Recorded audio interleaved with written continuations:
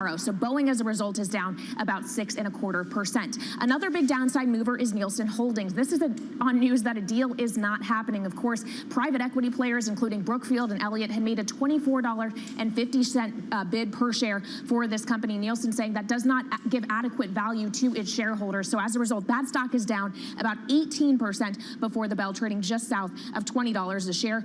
To the upside, though, Anaplan, a $10.7 billion takeover deal from Thoma Bravo, $66 a share, a 30% premium to Friday's close. The stock is higher by 28% in early hours as a result. Finally, to come back to the oil story you were just talking about, John, of course, you're getting a lift in oil prices and a subsequent move when it comes to some of those energy stocks in early hours. Devon Energy, Oxy, each up around 2.5%. And I wanted to point out Exxon as well. It's up about 1.5%, but Exxon among the companies that are going to be meeting with Janet Yellen and Jake Sullivan later today. Again, an off-the-record call, but they're going to be talking about sanctions. And Lisa wants to know how that conversation is going to go, John. Very intrigued, aren't we? Kelly, thank you. Lisa, I think we all are. Is it about a request, a debrief on sanctions, navigating sanctions, future sanctions, existing sanctions, all of the above? Yeah. Do they give incentives or do they give potential sticks if they do not follow through with certain increases in productions? How do they make this work? And this, of course, also comes before we get that debate in Europe about what happens next with sanctions on gas. But do you think they want all these companies to pull back from Russia, even if the sanctions don't require them to do so? Right now, it is politically infeasible to be handing money to Russia. That's the bottom line. Whether it's a company, whether it's a government, I think that is the conundrum. And that's the reason why Germany has come under so much pressure to stop handing over, what, $1 billion a day or something insane to Russia, because they have no other option right now. Not just about handing money over, but what about making money from the Russian economy? Okay.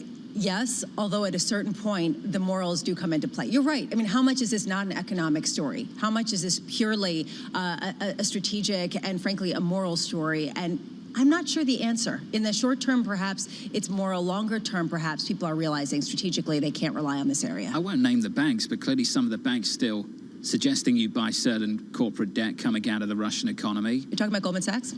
Not just Goldman, there are others too.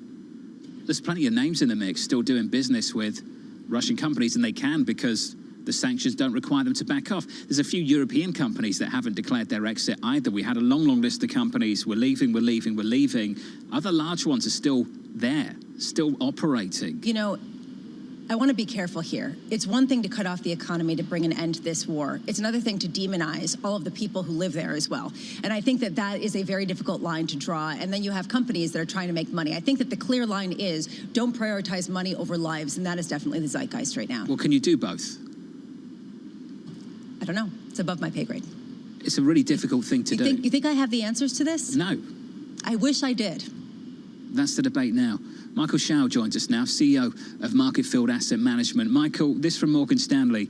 The quote, bear market rallies are the most vicious. The rally in equities over the past week was one of the sharpest on record. The market could go a bit higher. We remain convicted. It's still a bear market. We would use this strength to position more defensively. Michael Shao, do you agree with that line from Morgan Stanley? You know, I would say partially. You know, I've been very negative on the innovation trade for the last few months. And my feeling that this is a bear market rally in that part of the market, you know, the stuff which was down 60, 70% at one point last week from its peak, you know, obviously can rally, you know, even 50%, and it would be down 50% from its top at that point. You know, I don't think defensive is the way to go. You know, I'm still a big believer that the physical global economy continues to motor along. You know, I think that this idea of stagflation is mistaken. We're still in a period of very, very high nominal growth, and that nominal growth has shifted very heavily towards the physical economy. So, you know, I think the weakness in commodity stocks, you know, 10 days ago was yet another buying opportunity. And I think that global indexes with high commodity weights, you know, this correction again was a buying opportunity. For the overall US equity market, yeah, it still has too much tech in it for you know, my comfort level. But you know, I think, you know, I had a feeling that the Fed announcing its new interest rate policy would be an excuse for people to get back involved and feel that the worst was behind them.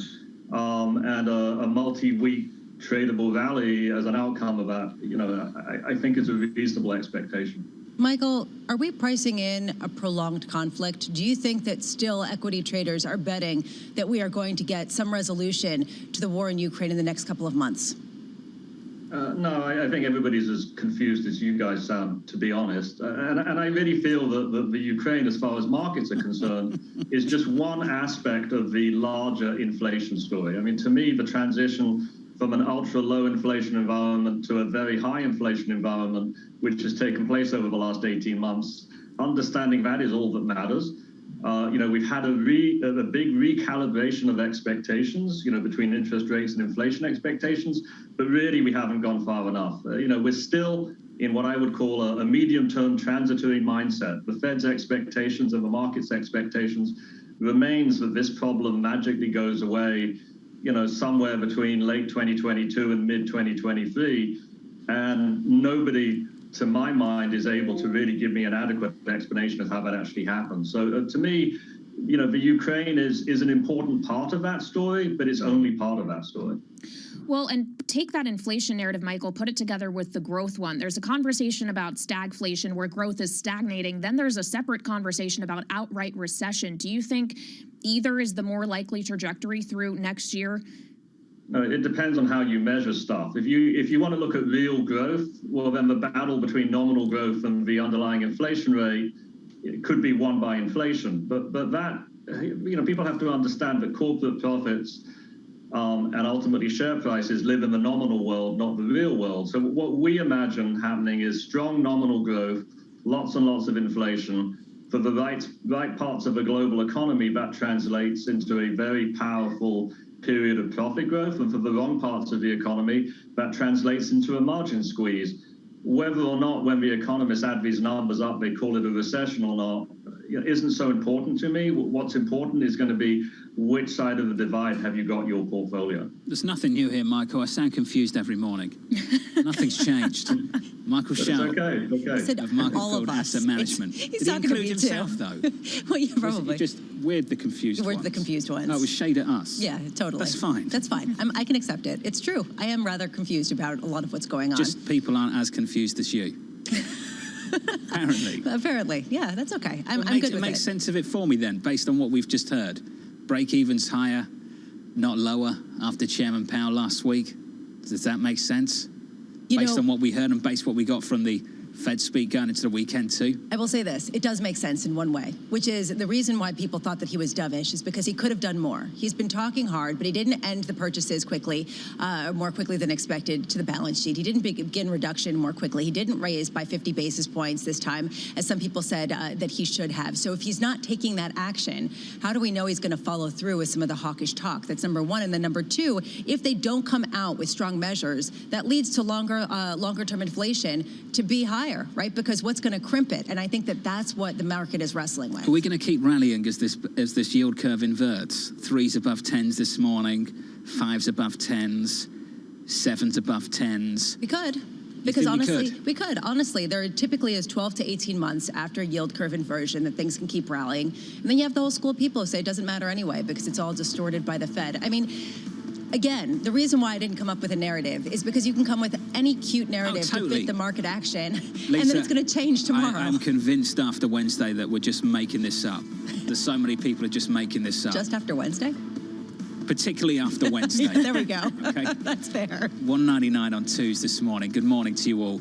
Futures unchanged on the S&P and on the Nasdaq. A confused Bloomberg surveillance.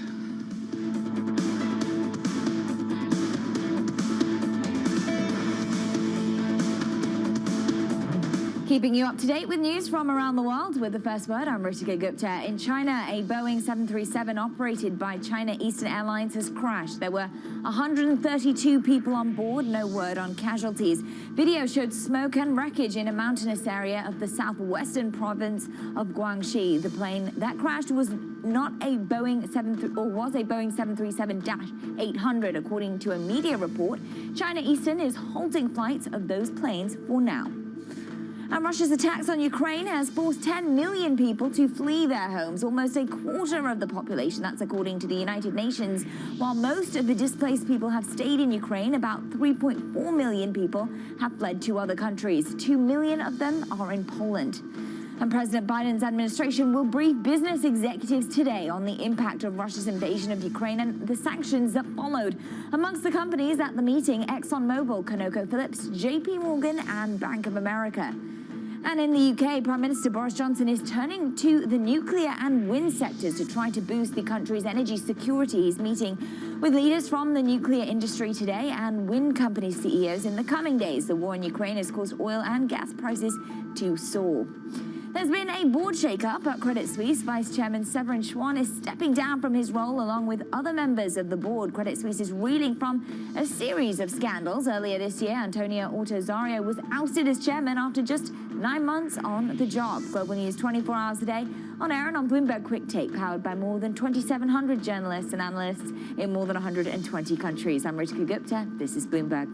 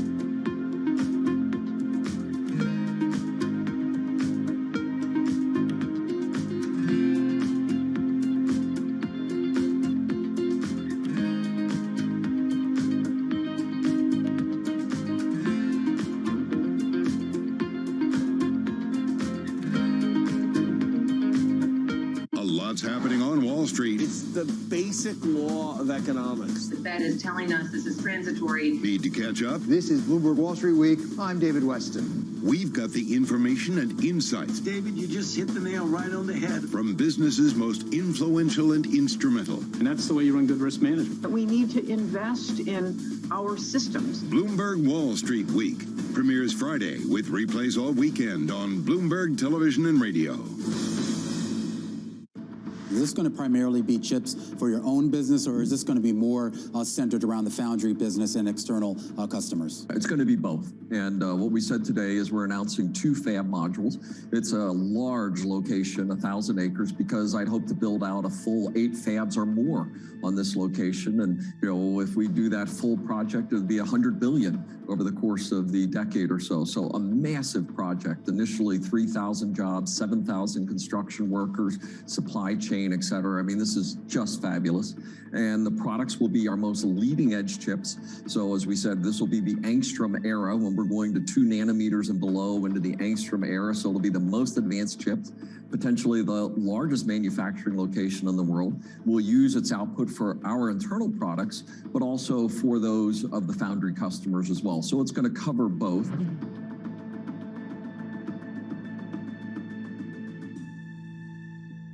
Front Row, exclusive interviews with the most influential figures in finance. Lloyd Blankfein. Deflation is a terrible thing. Inflation you could tolerate. Kathy Wood. Tesla will be in the pole position to dominate. Jeremy Grantham. We've had a very, very abnormal honeymoon Goldilocks period.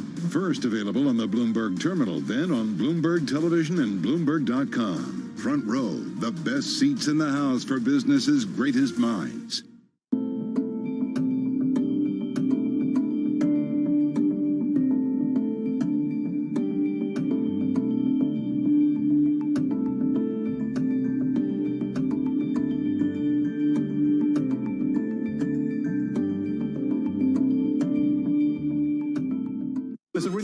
isn't it, just how sensitive the markets are to any commentary about trade. We did see some pressure on the yuan, we did see some pressure on the futures. That is now being reversed.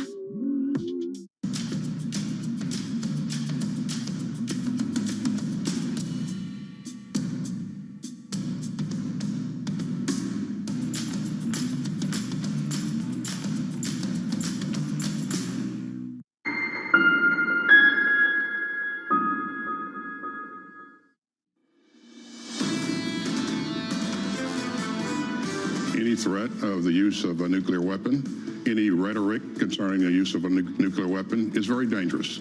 And so I remain confident in our ability to defend ourselves and our capabilities. But again, I don't think that kind of conversation, that kind of rhetoric is helpful.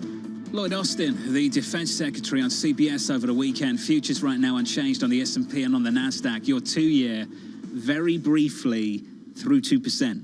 It's at 199.90 right now. High of the session, 2.0010 on my Bloomberg at the moment. Lisa, there it is. Some big moves in this bond market. 10-year yields up 4 basis points to 219, and some curve inversion out there. 5s and 7s dancing around where the 10 is right now. Yeah, Tom would be proud of you for going out all those decimal places. That was just for him, He's just for listening. TK. Yeah, and he's listening in and very pleased. You know, honestly, how much are we counting on the Fed to act aggressively versus people thinking they're still behind the curve, will stay behind the curve, and will allow inflation over the longer term to get much higher than people have seen in years? Have you seen this survey from the National Association for Business Economics? They have their annual meeting today. Have you seen these numbers? It's amazing. 77% of NABE policy survey panelists view current monetary policy as too stimulative. 78% expect inflation to top 3% through 2023. Never mind 2022. That's a Fed, for most of these respondents, Lisa, that is behind the curve. And they don't think that they're going to get ahead of the curve because they don't expect the Fed funds rate to get above 3% through the end of next year. So again, this dissonance between the Fed and what we're seeing on the ground. We have got a perfect conversation now with Dave Eltig, the Executive Vice President and Director of Research at the Federal Reserve Bank of Atlanta, the President also of the National Association for Business Economics as well. Dave, to come to you first. That survey's pretty brutal. That's a Fed that these respondents think is going to stay behind the curve. Dave, what's this Fed going to do about it? Well, I mean, the FOMC is going to do what the FOMC does and conduct monetary policy, of course, as they deem appropriate to meet the committee's goals. So I'm not quite sure the survey is going to move the needle, and it's worth recognizing and remembering that the survey was done it was in the field a week before the meeting itself, so we're not quite certain how that might have moved the needle on sentiment. I imagine I will be talking to a lot of people today who are going to let me know exactly how it's going to move the needle on the sentiment. But the messages were pretty clear that our members in NABE have some concerns about inflation and about the course of Fed policy. Do they think that the Fed is deliberately going to remain behind the curve, or do they think, Dave, that we're going to get a Fed incapable of curbing inflation at a cycle when it's a lot of supply chain driven issues, when you have really a conundrum where the only way for them to counter it is to dampen demand at a tenuous recovery moment? Yeah, it's a little bit hard always to kind of interpret what any group of individuals mean when they answer a survey like this. There are a couple of the details sort of in the survey itself which gives some clues about what might be generating some of this not so sanguine view of inflation. Ukraine is very definitely sort of looming large, and it shows up in two places really in the survey. In the first place, there is a clear sentiment that the situation in Ukraine is going to exacerbate and sort of elongate the process of getting the supply chain disruption sort of back into order. Yeah. And the second is a reaction that because of the uncertainty associated with the situation in Ukraine and probably broader geopolitical concerns, that it will create a scenario where there will be a more cautious approach than what otherwise would be. So I think in part those are elements underneath the pessimism. I don't think it's didn't pick up any sense that it's a belief that the situation with the inflation rate is not being taken seriously, or that the pivot towards the inflation fight is is just lip service. I just think it's a lot of the confluence of a lot of these other things that are making people a little concerned about whether things will be as aggressive as they would like them. Dave, moving beyond the survey, what's your view on the ground as head of research at the Atlanta Fed, because they do incredible research on GDP, on wages, of the resilience of the American consumer? Well, I mean, we're still detecting virtually no signals of any softening of demand. When we talk to firms, and we talk to a lot of them. I mean, we spend a great deal of our time with our boots on the ground talking to the people actually making pricing decisions and employment decisions. There really is not much of a signal we're getting that consumer demand is substantially weakening. Pricing power appears to not be waning at all, at least from the anecdotal reports, and actually from survey reports as well. And there's some, the question is always, how long can that last? But no one is sort of ringing the bell about the process of fairly strong consumer demand and fairly resilient demand. That seems to still be the play.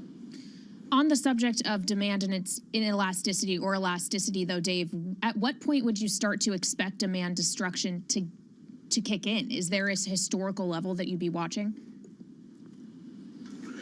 No. I mean, one of the things that we've obviously been fairly concerned about and tuned into is the waning of the fiscal stimulus. But if you, for example, track consumer spending with wage and salary income, those things track very closely. And what that means is there was an awful lot of the stimulus that was essentially kept in reserve and not used to support in a substantial way spending beyond the early days of the pandemic.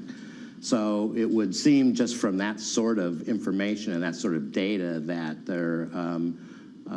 there's not a situation where the consumer is way out over their skis and unable to kind of sustain through the fading away of all the support that happened as a result of the pandemic. Hey, Dave, awesome to catch up, because I know you've got a busy few days, a busy week ahead of you. So thanks for spending some time with us. Dave Oltig there of the Federal Reserve Bank of Atlanta.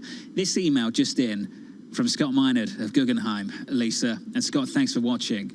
Says the following: base case would be a 20% rise from here. Could be more over the next 12 to 18 months, even with what's going on in this bond market right now. That's the view of Scott this morning. A 20% rise in yields? Equities. 20% rise in equities. You could still have a big, sharp snapback from where we are. Where else do you go? And I'm actually sympathetic to this argument. Do you go into bonds that yield what they do given inflation, or do you go to companies that get money? It's a pretty interesting time. I'm going to repeat and reiterate that call in just a moment. When we're back, we'll talk about this with a guest as well. Coming up tomorrow, the St. Louis Fed President, Jim Bullard.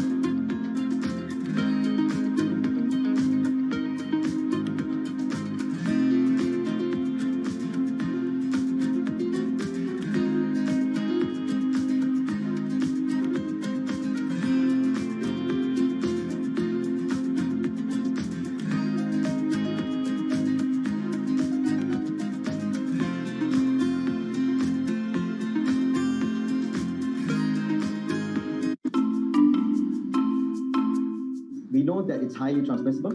We know that 2 doses of vaccines, Pfizer vaccines specifically, neutralize the virus, but not as efficiently, because various studies showing that reduction up to 40-fold, meaning that a 3rd dose is a must for it to successfully neutralize the variant. What we don't know is still that what are the effects of mix and matching between vaccines, and what are the capabilities of antibodies produced from this mix and matching in neutralizing Omicron. Because as we know, many parts of the world use different types of vaccines. And that would be a great data to look at.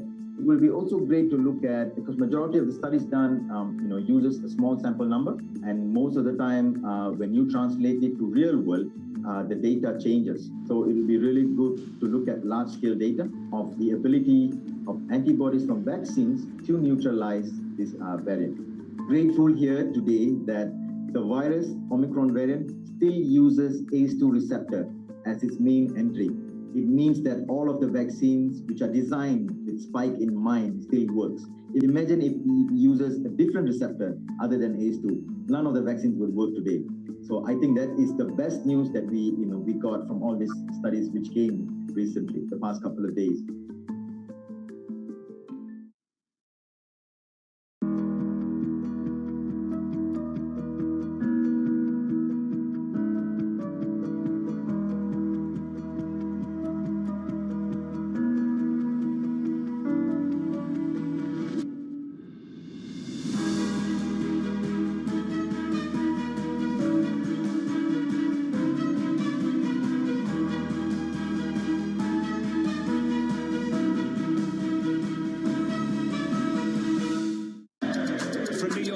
In London, in Sydney, in San Francisco. 9 a.m. in Beijing and Shanghai. Good morning, everyone. To recap the headlines. You do not want to miss this How story. are you thinking about those dynamics? This is a market that over the past few weeks has made it clear it wants to go higher. It got a little spooked by the idea that geopolitical tensions are rising. Bloomberg has enhanced search on the terminal to deliver what you need when you need it. Now, you can simply type phrases in everyday English in the command line. Compare financials. Find people. Analyze markets. You can enter phrases or ask questions. What do you want to know today? Ask a question or visit SearchGo to find answers now.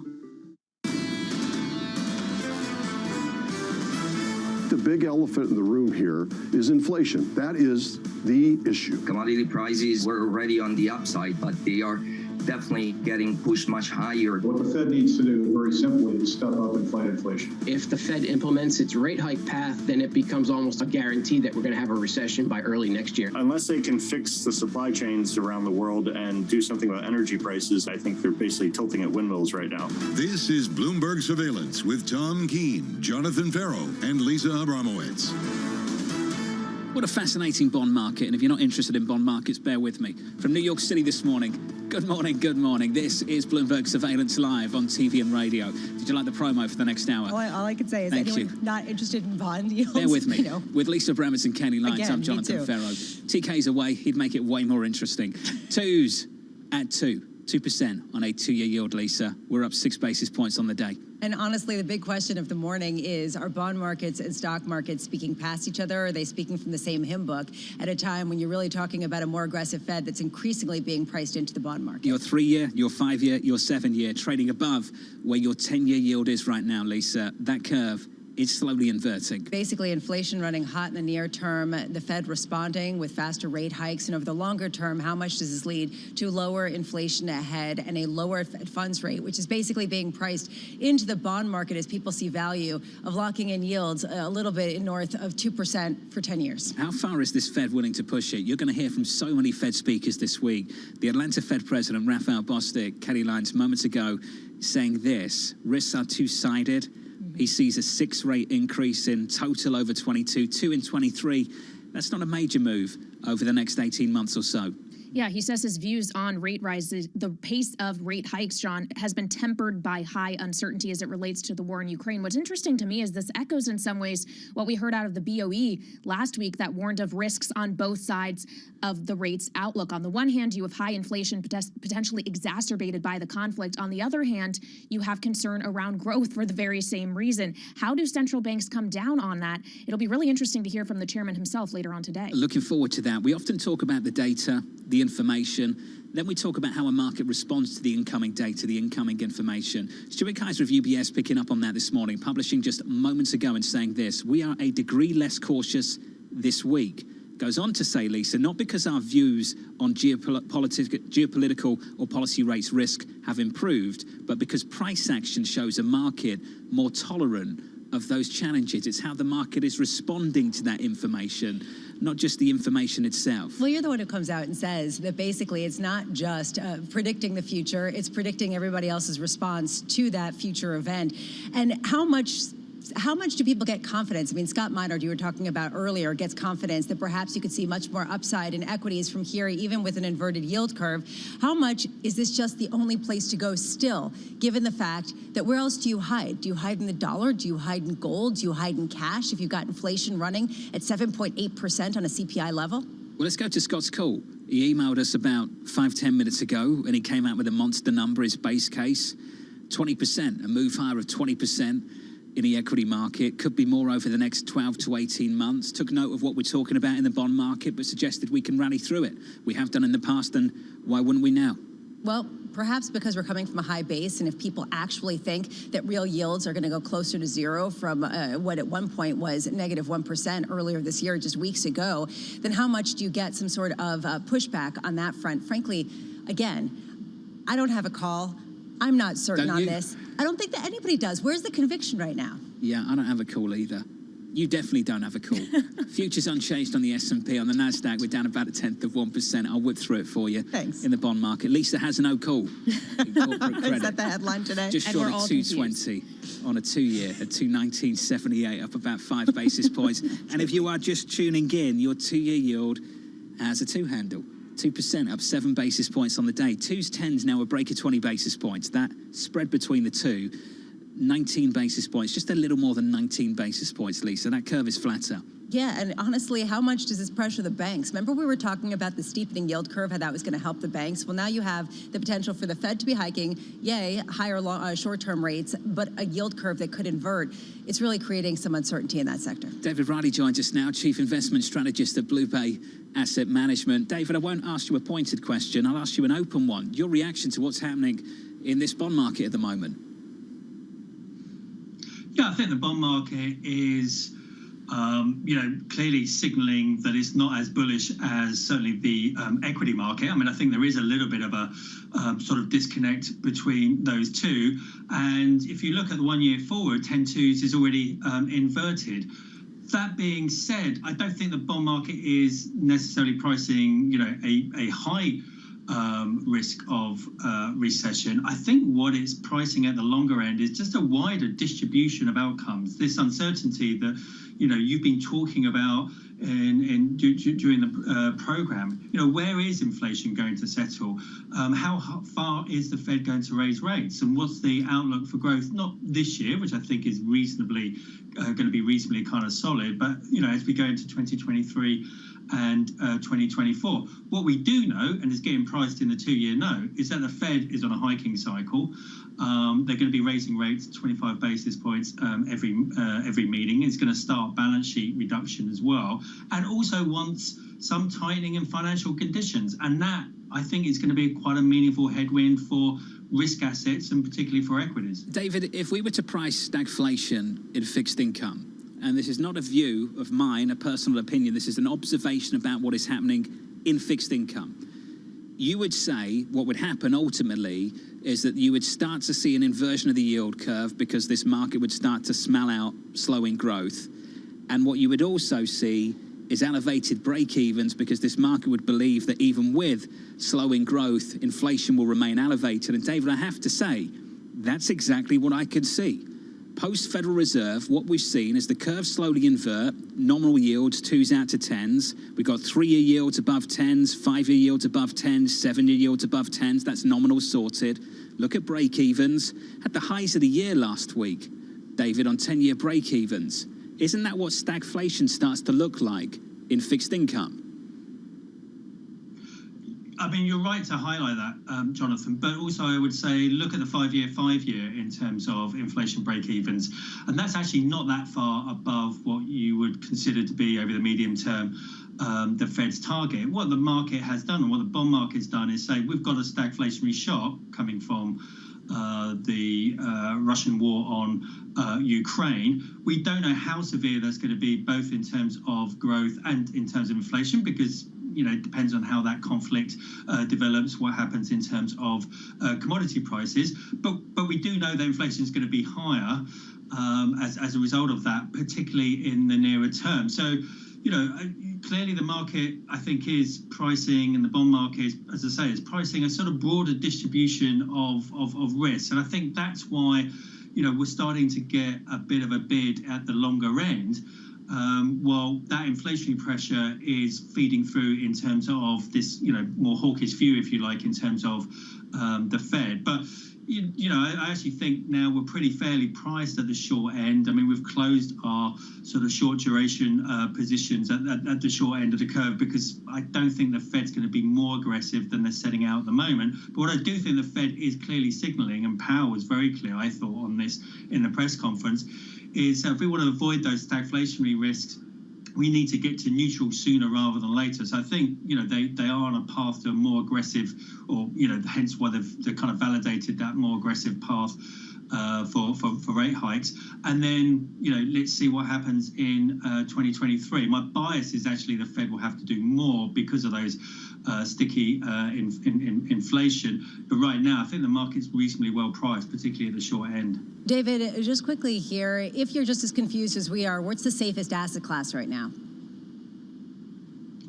The safest asset class. I mean, where I would go and where we've been, at the margin adding some risk is basically, for example, in credit. I mean, the credit market, is the other part of the broader bond market, and it's not signaling near-term recession risk. But we've seen a pretty meaningful repricing both in yield and spread terms. And I think you're getting adequately compensated for the default risk over the next 12 months or so. So I actually do like some of parts of the credit market, and in places like within structured credit, getting exposure to the US consumer through, for example, mortgage securities and other structured credit. I think, as your previous guest was highlighting, the US consumer is still proving to be pretty resilient. So if you're a little bit cautious around sort of corporate risk, I think actually US consumer risk is a good place to take exposure. Interesting. David Riley, thank you, sir. Fantastic to catch up with Blue Bay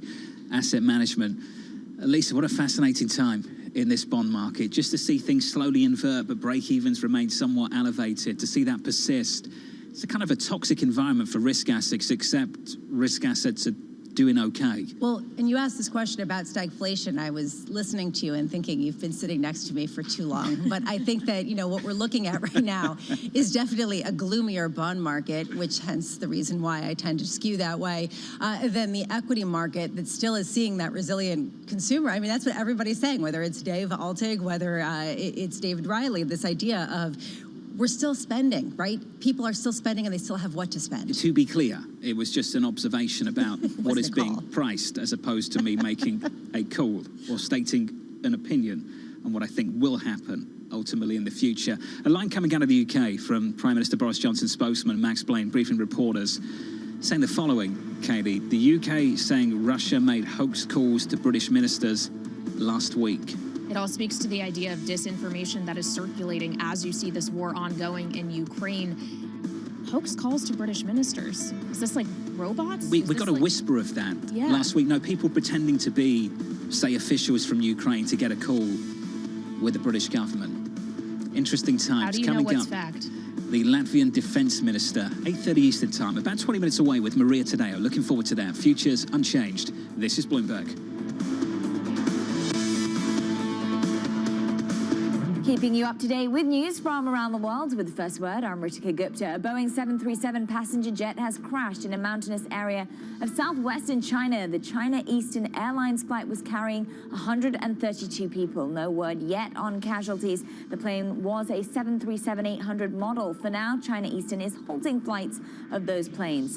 Ukraine has rejected a Russian demand that its forces lay down their weapons and leave the city of Mariupol. The Ukrainian government says that instead, Russia should let residents leave and deliver aid to those who want to stay. Meanwhile, peace talks between the two sides are likely to resume today. The European Union looks set to reinforce the U.S. warning to China against helping Vladimir Putin. That is, that China would face serious consequences if it tried to cushion the blow of sanctions against Russia or even provide Moscow with military support. China has repeatedly denied that Russia has asked for help. Judge Ketanji Brown Jackson will make history today. She'll go before a Senate committee considering her nomination to be the first black woman on the U.S. Supreme Court. Unless a major problem develops, the Democrats' narrow control of the Senate means confirmation is all but assured. And Goldman Sachs has executed its first over-the-counter crypto options trade. It's one more step in the expansion of digital assets offering to Wall Street investors. Goldman traded a non-deliverable Bitcoin option, a derivative tied to Bitcoin's price that pays out in cash. Global news 24 hours a day on air and on Bloomberg Quick Take, powered by more than 2,700 journalists and analysts in more than 120 countries. I'm Ritika Gupta. This is Bloomberg.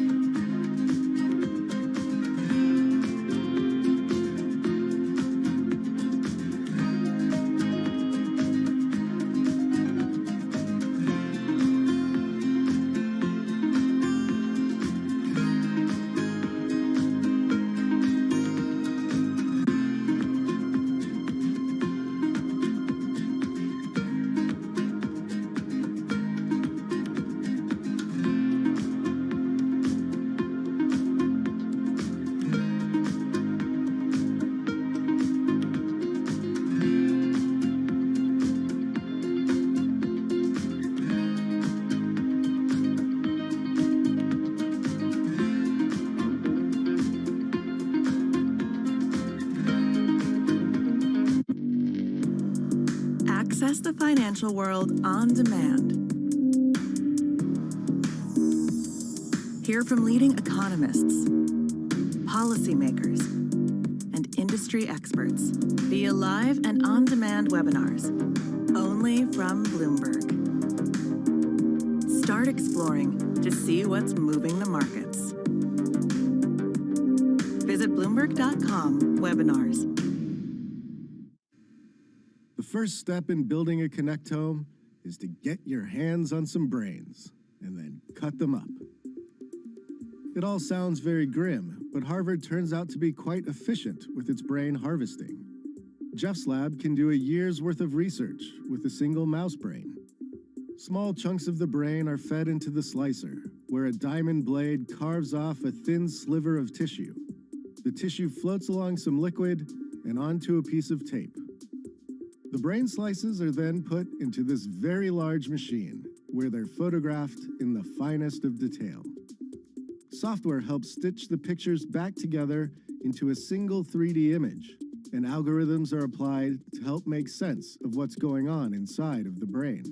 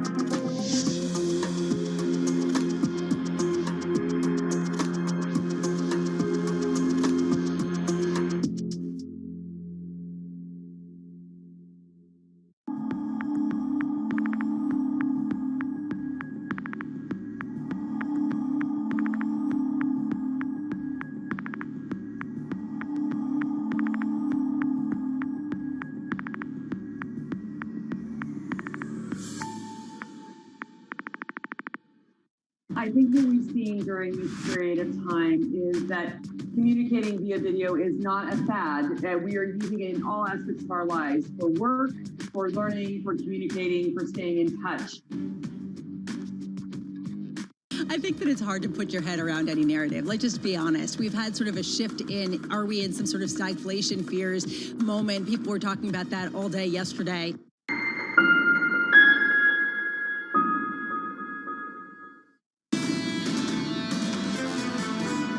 Now, of course, from the day one, our president said, we would like this to stop. We are ready to negotiate.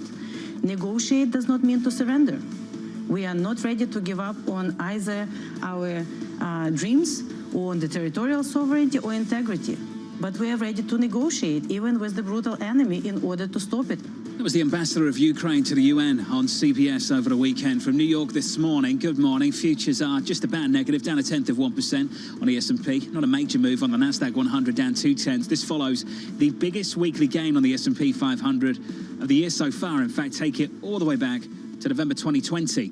In the bond market, some fascinating moves. Up 7 basis points on twos, 2% on twos now, on a 10-year yield, 220, on a 3-year, just above that, almost 221, on a 5-year 221, on sevens 224. Elisa, that curve, there it is. It's not just flatter, it's starting to invert. It's starting to invert in many places. When do we get that 2-year crossing the 10-year threshold?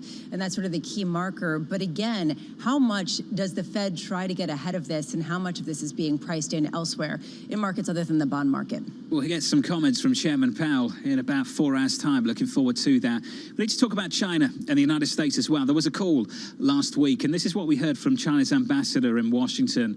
Pledged the country would do quote, everything to do to escalate the war in Ukraine. Its relationship with Russia is, quote, not part of the problem. Lisa, just some of the comments we got over the weekend. So here's the issue. Are they actually going to come out and take steps to pressure Russia, or are they going to continue this line of neutrality in a conflict where you kind of cannot be neutral and basically say, look, it's NATO's fault for supplying weapons. We just supply baby formula and food and things like that. Can they remain in that kind of nonpartisan kind of place, or do they have to be taking a stronger stance? Terry Haynes joins us now, founder of Pangea Policy. Terry, going into an important week for the President of the United States, flying into Europe with a war in Europe, in Ukraine, as Russia continues their invasion. What can we expect from the President this week, Terry? Well, I think what we should expect from the President this week is really 3 things. One, he's got a prep call with a lot of the Western democracies today for the summit. But we should expect that the United States and NATO hone their strategies, first of all, to try to figure out what the next step is, how far they're willing to go. Secondly, I think the United States this week needs to come to a really, kind of razor's edge point on what its own strategy is going to be. We've seen some missteps here, most famously with the whether or not airplanes are going to be delivered to the Ukrainians or not, and so the president needs to get his own team laser focused on what they're doing and how they're doing it. And thirdly, I think the president is going to have to, in a week or so, start talking to the American people about exactly what America's role here is. There have been a lot of Cold War analogies thrown around. I'll give you a different one. Franklin Roosevelt, the arsenal of democracy. That's where we're heading, but he's going to have to be explicit about that, with all the implications for the economy that entails. The implications for the economy, Terry, but also where this war goes. A lot of people, myself included, look at these images of people being killed, of villages being destroyed, of towns, of cities being destroyed by the bombings. At what point does the pressure build for Western nations to enter with troops, even though they've been saying, and frankly, strategists agree with them, that would be the start of World War III? This is exactly one of the points I've been thinking about, Lisa, and it was brought to mind by another weekend interview that with Secretary of Defense Austin, who was pressed on, pretty much what the red lines would be for the United States here. And Secretary Austin wouldn't say. I don't blame him for not saying it, by the way. But we are going to have to be very clear about in successive weeks about what we think the humanitarian costs are here, and just how far we're willing to go. And we're also going to have to be clear with the Europeans that we will back them, with economically and with oil and gas and all kinds of other things too. So. Terry, it's a problem. In terms of where further U.S. actions could emanate from, how much power is within the executive branch exclusively, and what role could Congress play here? Well, Congress, there's a Korean War era law called the Defense Production Act that was first brought out of mothballs in 9/11 and has been used increasingly since, to the point now where it's flashed around a lot. But it allows the president and Congress essentially together to provide some industrial direction to the economy about what the most important things are, what should be produced, where they should go, that kind of stuff.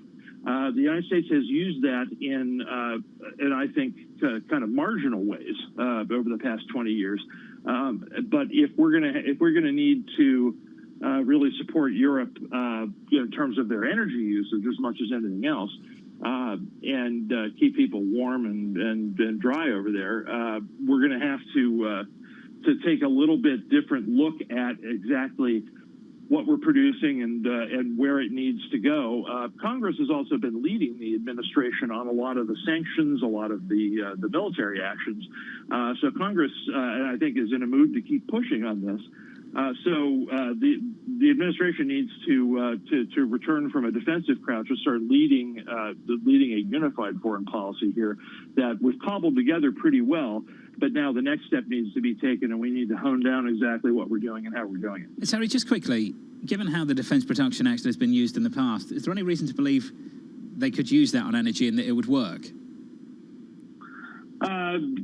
Yeah, well, I think it could, sure. I mean, in terms of prioritizing, what gets produced and how, it's a tool that can be used, and and that goes for both domestic and international. I'm not aware of an instance where it's been used hugely on the energy front, but there's no reason why it can't be. Terry, thank you. Terry Haynes of Pangaea Policy. Some interesting thoughts just to ponder for the weeks ahead. Lisa, how many Fed speakers are there today? There are at least two. No, Mary Daly is also speaking today, so Unreal. She's speaking in the afternoon. And this week there's just going to be tons, right? Interviews here, there, and everywhere. Does it matter? I mean, what are we actually going to glean from them in terms of the reaction function if, frankly, last week's press conference seemed to give the different message than we thought that it gave, at least in first blush? It would be interesting to see if they believe that the market has correctly interpreted what they were trying to communicate.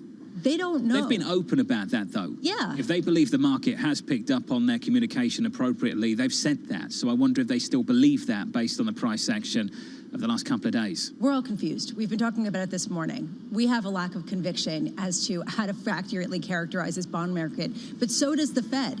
Fed officials also are confused as to how to accurately characterize this economy. So how do you even direct a market given that circumstance? Futures down 1/10 on the S&P. On the Nasdaq, we're lower by 0.2%. An important conversation with the Latvian Defence Minister up next.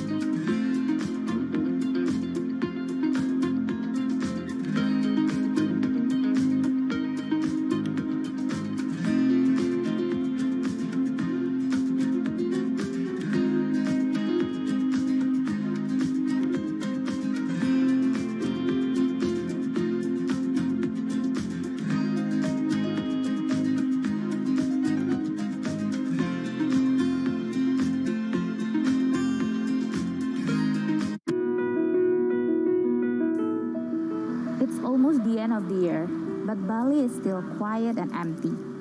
I am here in Kuta Legian, one of the main walking streets here that is used to be a tourist spot for beach, dining, shopping, but many shops here are still closed. Most of the outlets are either for rent or for sale as they have run out of business.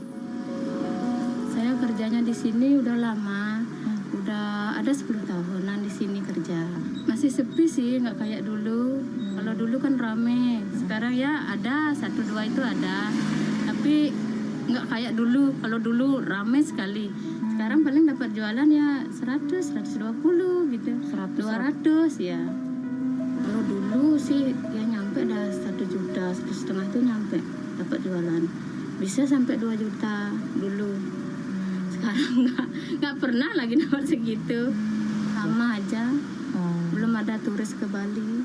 Masih ya domestik aja. While Bali has reopened its borders for foreign tourists since October, they're still not coming in. Many international airlines are yet to reinstate their direct flight to the island.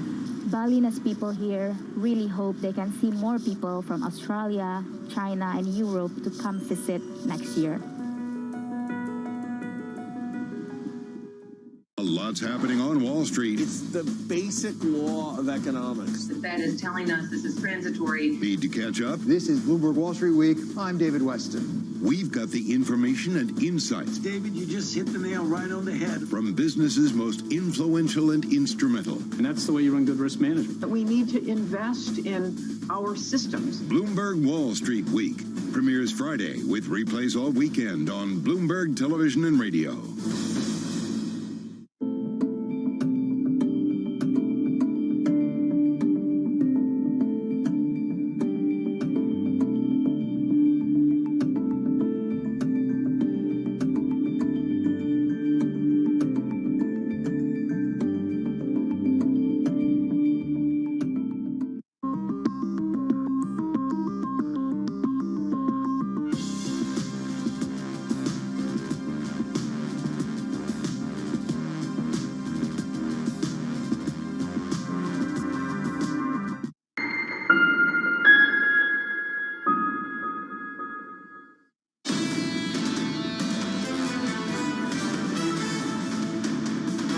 Kicking off a brand new trading week with some really interesting moves in this bond market. Good morning to you. Futures down about 1/10% on the S&P, on the Nasdaq down 1/4. In the bond market, yields higher by 7 basis points, 2.22 on a 10-year. North of 2%, Lisa, on a 2-year, up 8 basis points at the front end of this yield curve. It seems to have pushed through some sort of threshold. At what point does the Fed respond to this and say, great, you guys are pricing it in, let's go? And how much do we get that message today from Fed Chair Jay Powell at noon? Chairman Powell a little bit later. Larry Summers out on Twitter, the former Treasury Secretary, moments ago saying this: why would anyone's best guess be that for the first time we were going to have unemployment at 3.5% and an inflation rate that falls sharply? This is the triumph of hope over experience and analysis, and that is what's in the forecast of this Federal Reserve. So I think it's fair to say the former Treasury Secretary, Lisa, throwing a little bit of shade at the forecast out of the Fed last Wednesday. Throwing shade or throwing a thunderstorm? I mean, he's been throwing a thunderstorm at them for a while. How much do they basically come out and say, we have to dampen the economy in order to dampen inflation? This is not a good situation for them, and it's this tenuous feel of the unlikelihood of a soft landing that's got a lot of people nervous. We'll be keeping an eye on that through the morning for sure, and this bond market through the whole of the day on TV and radio. We've been very lucky over the last month with a fantastic team at Bloomberg, including Bloomberg's Maria Tadeo, bringing us some of the conversations out of Brussels and out of the continent as well. And we have another one right now. Hey, Maria. Yes, Jonathan, and we're now joined by Latvia's Defense Minister, Pavlis Atkis, who, of course, he's one of the most outspoken ministers, I would say, in the European Union when it comes to defense. Sir, you were telling me off camera, Europe really needs a reality check. We need to be much more forceful on Russia. When you say that, what do you mean? I would like to say that the job is half done. Because, yes, we reacted in quite a unitary form as far as the sanctions towards Russia. and also as far as the military and humanitarian assistance to Ukraine. But now we are already in the third, fourth week of this aggression from Russian side, and the job is half done because there are still companies in Russia which are functioning for different types of reasons. Then as far as Europe itself, I think we have to go complete with completion of this deep Putinization of these societies, where the corrupt, oligarchic, authoritarian Russian people have been really very deeply rooted now in these societies, and this has to be done. And as far as military and other support to Ukraine, I would say that maybe it sounds at the beginning very kind of even dangerous approach, but I think we should consider to reverse this very early escape of number of our embassies from Kiev, because country needs a support. Ukraine needs a support. And sir, when you say de-Putinized, I wonder, what do you mean by that? And if it means what I think it means, many Europe say that's very provocative, but you say Europe should not be scared of being provocative when it comes to Russia. So how do you go about that? Well, first of all, Kremlin thinking about provocation is very simple. If they will be willing to do, they will always find an excuse to tell us that this was a provocation. So that's not important. I think we simply should look into the eyes of Kremlin leaders and say, now, you committed a crime, you committed aggression, now we will act. And there is nothing provocative by simply telling, look, you have been by corruptive or other means buying these villas, buying these properties, and you are now waging an aggressive war, just like Hitler's Germany, against a neighboring country, but at the same time you still want to enjoy a great life in the West, which you despise. This is not possible. And of course, I want to ask you one thing. You know, you say de-Putinize, you say a lot of this is almost like Hitler after Nazi Germany. Your country has a history with Russia. Of course, it's not a secret that you were part of the Soviet Union. I wonder, when you look at what's happening, is this Vladimir Putin being a madman, or is this someone who's made very clear over 20 years, my idea is to restore the USSR because it's greatness for Russia that I'm after? In many ways, we have been warning already for almost 20 years. So he's not a madman, this is a plan. What is his state of mind personally at this moment? It's difficult to say because we don't know the information from the first hands. And of course, he is kind of confused because he was obviously not thinking that this type of war will not succeed. But at the same time, we still have to act in a way that we force all the Russian society also to rethink its stance. And I think it includes also very much of information sphere and all the possibility to break this bubble of information which Kremlin is using for their own population. And sir, just two very brief questions. There's a real debate about what to do with energy imports. It is becoming clear that your sanctions, and you said this was going to be the mother of all sanctions, but they're not for Russia. They continue to make payments in dollars. Is it time to step it up and target energy? Well, first of all, we have to get out all the Western companies from Russia. It's their moral duty to leave this country now. As far as energy, of course, if the country have been on the gas or oil needle for 20 or 30 years, it's difficult to do it in one day. But imagine the situation, what if that not be Ukraine invaded by Russia, but would be European Union invaded? Would we still go into the war and buy gas? So it's a mistake. So when Germany says the reality is we can't unplug, your thinking is that Germany's wrong. You can't do it. Well, it's probably very difficult to do it immediately, but let's put it like this. To be rational at the same time, we probably have to be hyperactive and very fast to unplug as fast as we can. Really as fast as we can, and not to think about returning to this anymore. So you say after this is a point of no return, essentially. It's isolation for Russia. But when it comes to Ukraine, there's many out there who believe at this point, this is a hell of a war. It's 26 days. It's been brutal on the Ukrainian population. Just negotiate any ceasefire and get on with it. What's your take on that? Ceasefire is not the way out. The way out is immediate withdrawal of all the Russian troops from Ukrainian territory, there is no other way out. And I would say that Ukrainians, by their blood, paid also for the membership in European Union. So I understand Ukraine cannot become a member today or tomorrow, but there must be a certain fast track established along with the way how we will pay, because we would have to pay for the reconstruction of this country. So I believe that 5 years, that would be the limit put also in our planning when we, if everything goes okay, should accept this country as a member country. And over the weekend, we saw the Russians say, you have to surrender Mariupol. We also saw them bringing out the big weapons, the hypersonic missiles. When you look at the situation on the ground, do you really believe, seriously, look into your heart, that Ukraine can win this war?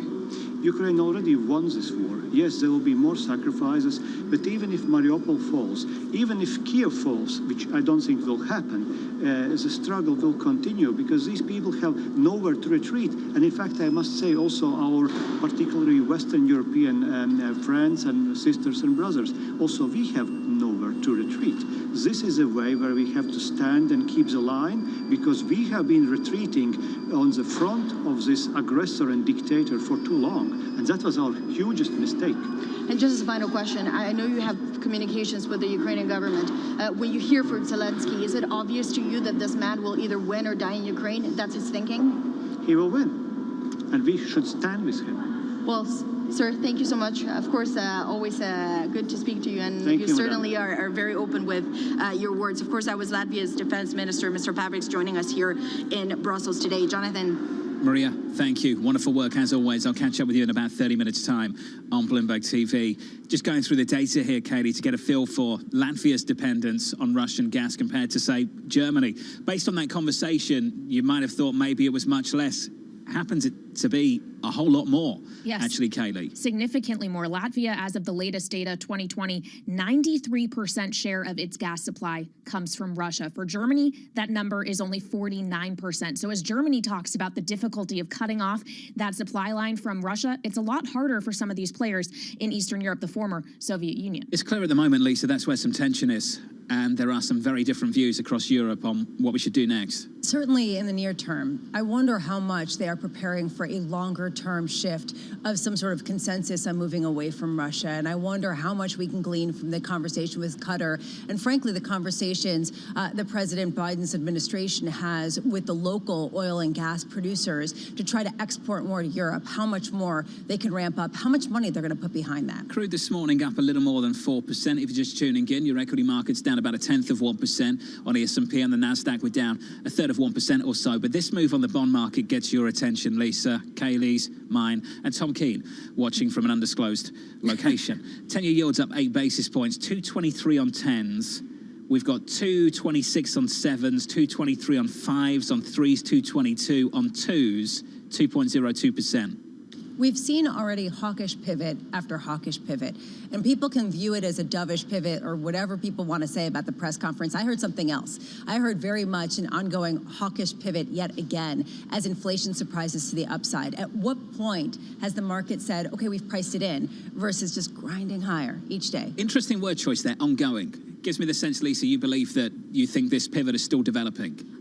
They haven't made the moves yet. I mean, we have to keep reminding everyone that, yes, they've raised 25 basis points just as people expected. They stopped the purchases when they expected. They just stopped expanding the balance sheet. Let's forget about, talking about shrinking it. So, yes, I would just say that this is an ongoing shift. Katie Lyons is just getting started. One hike behind us and a conversation about 50 at the next meeting. Yeah, an escalating conversation about 50. You heard that from Governor Waller on Friday. You, of course, heard that from Jim Bullard, who raised his hand for a 50 basis point move already at the March meeting. My question is, what will we hear from the chairman? Because it was the chairman himself that forecast to the market we're moving 25 when he was testifying on Capitol Hill in Congress in his semi-annual testimony. So his indications matter a lot here. If he moves or if he signals that the door is open for 50 basis points, I wonder how the market reacts to that. As we say often in the news conference, the chairman has to reflect some form of consensus. Lisa, today is an opportunity for him to offer his opinion. Honestly, the consensus right now feels like we know. We just don't know what Fed Chair Powell seems to think because it doesn't seem to be necessarily with the consensus. In about 20 minutes, we'll continue to count you down to Chairman Powell and his address a little bit later with Megan Green of the Kroll Institute. Looking forward to that in about 20 minutes' time. From New York, this is Bloomberg. Keeping you up to date with news from around the world with the first word, I'm Ritika Gupta. In China, a Boeing 737 operated by China Eastern Airlines has crashed. There were 132 people on board. No word on casualties. Video showed smoke and wreckage in a mountainous area of the southwestern province of Guangxi. The plane that crashed was a Boeing 737-800. China Eastern is halting flights of those planes for now. Russia's attacks on Ukraine has forced 10 million people to flee their homes. That's almost a quarter of the population. That's according to the United Nations. While most of the displaced people have stayed in Ukraine, about 3.4 million have fled to other countries. 2 million of them are in Poland. And President Biden's administration will brief business executives today on the impact of Russia's invasion of Ukraine and the sanctions that followed. Amongst the companies at the meeting, ExxonMobil, ConocoPhillips, JP Morgan, and Bank of America. And the price of oil rose for a third day in a row. Brent is now 14% since last Wednesday's close. The global oil market has been pitched into turmoil by Russia's invasion of Ukraine. This week, the EU will consider a Russian oil embargo. And there's been a board shake-up at Credit Suisse. Vice Chairman Severin Schwan is stepping down from his role along with other members of the board. Credit Suisse is reeling from a series of scandals. Earlier this year, Antonio Orta-Azario was ousted as chairman after just 9 months on the job. Global News 24 hours a day on air and on Bloomberg Quick Take, powered by more than 2,700 journalists and analysts in more than 120 countries. I'm Ritika Gupta. This is Bloomberg.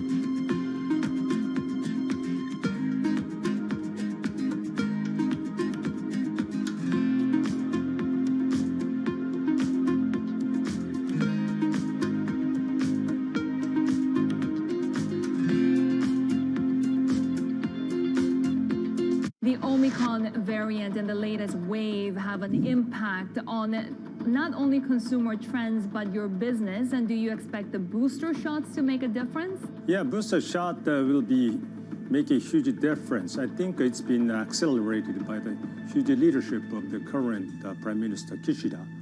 And I'm hopeful that our business will come back in Japan around perhaps mid-February to end of February, because we expect that a peak time will come around that time. And then the government will shift toward the reinvigoration of consumer.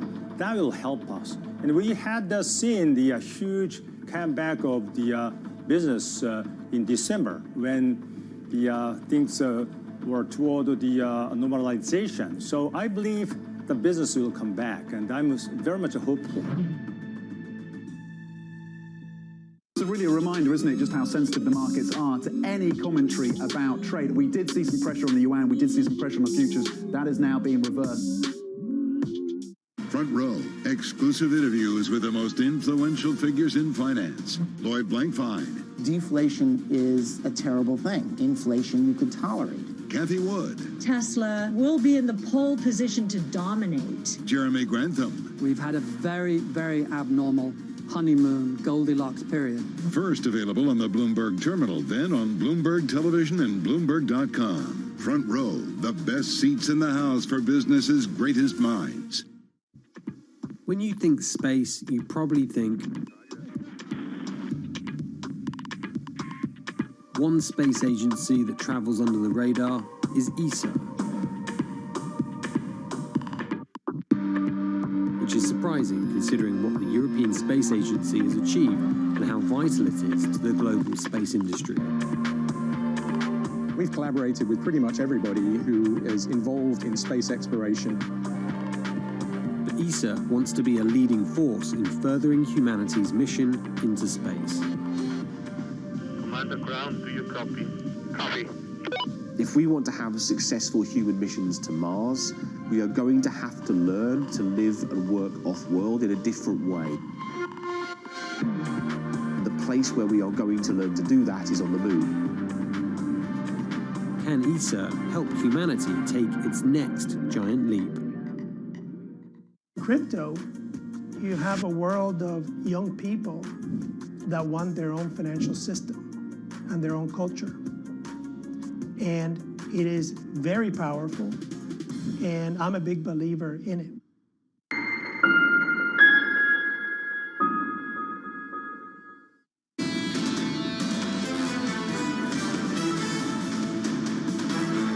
I penciled in 6 rate hikes for 2022 and 2 more for 2023. An extremely aggressive rate path is appropriate today. Events are shifting rapidly, and we could see marked changes along key dimensions, such as aggregate demand, that could warrant quickly adjusting the trajectory of policy.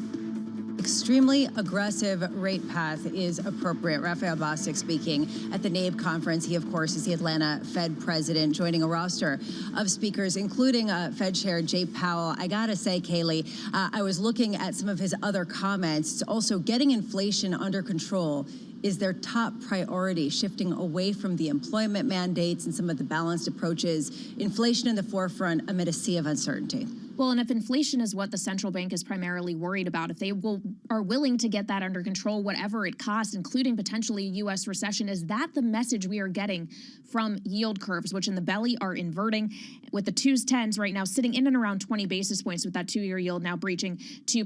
Bloomberg's Kriti Gupta is here taking a look at yield curves with her chart of the day. Kriti, we have inversion in some places, and it looks like we're heading there in others. Yeah, Kaylee, exactly. That brings me to my chart of the day, which of course is going to show you the 5s, 10s curve. And if you actually keep this in mind as kind of a proxy for all of those belly curves, you'll see that that one is inverting, similar to the 3s, 10s, the 7 10s as well. And the significance of this is you haven't actually seen this going all the way back to 2006. And the reason it's happening is because the bond market is essentially pricing, to Lisa's point, a very aggressive rate path in the face of a very low growth environment, and because of that low growth environment, perhaps brought on by the geopolitical tensions, also pricing in a very quick policy reversal. The reason this is so important for the markets is because if you do start to see the belly of the curve invert, some people are saying, well, this is going to be kind of a harbinger of what you're going to see in those vanilla curves, the 2s, 10s, for example, and that would potentially signal more of a recession. Whether that will actually happen is one of the major questions in the markets right now. Kriti Gupta, I'm sure you'll be tracking it for us in the weeks and months ahead. Thank you so much.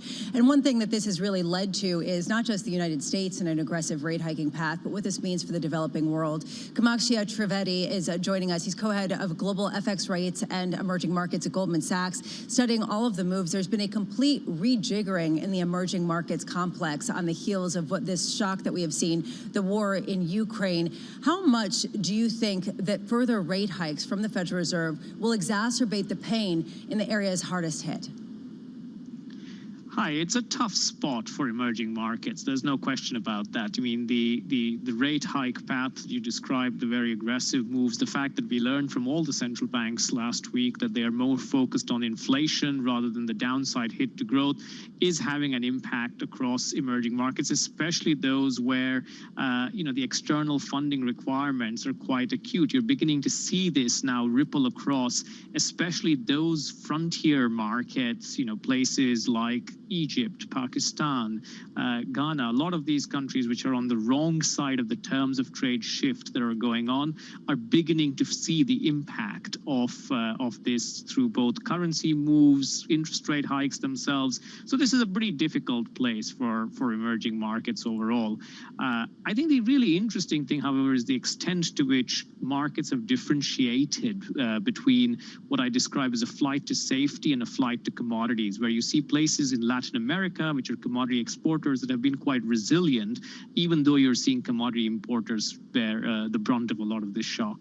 But this has been one of the big question marks is, can some of the central banks, particularly in Latin America, get ahead of the Fed by hiking rates enough to make them attractive in addition to the commodity story? Do you think that that is fair? Do you think that it's accurately been priced in that the Fed's going to be on this very aggressive rate hiking path? Look, I think, 7 hikes for the Fed is what we have in our forecast as well. And it's quite interesting that you have seen a little bit of a disconnected hiking cycle, particularly in Latin America, where places like Brazil, to a more limited extent Mexico, have been much more further ahead in terms of their rate hike path.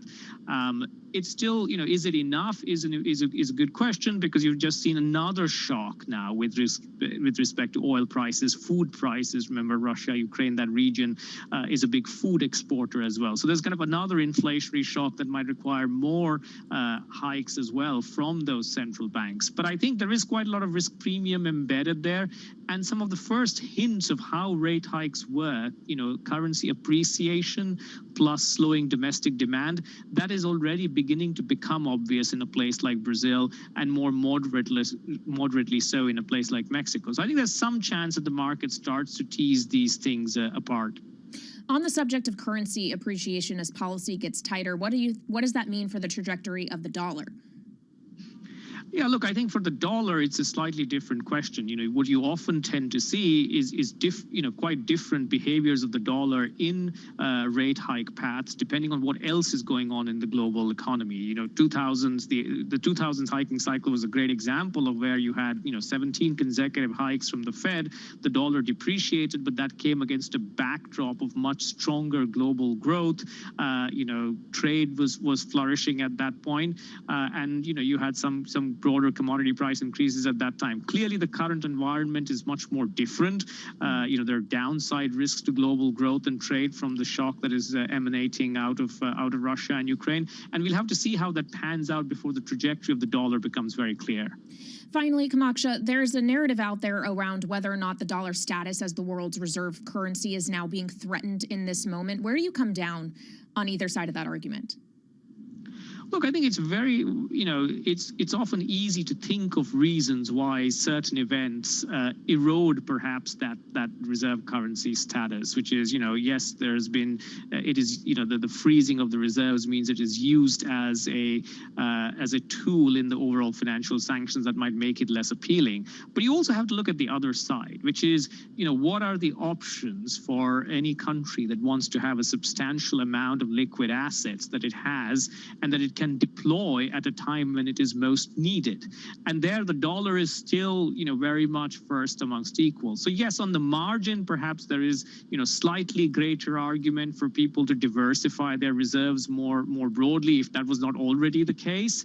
But I think it's also important to recognize that, we often have these discussions after events like this, and the dollar is still probably the most preeminent, currency in that sense, partly because, there is a large pool of liquid assets that people can use and deploy, when they need it.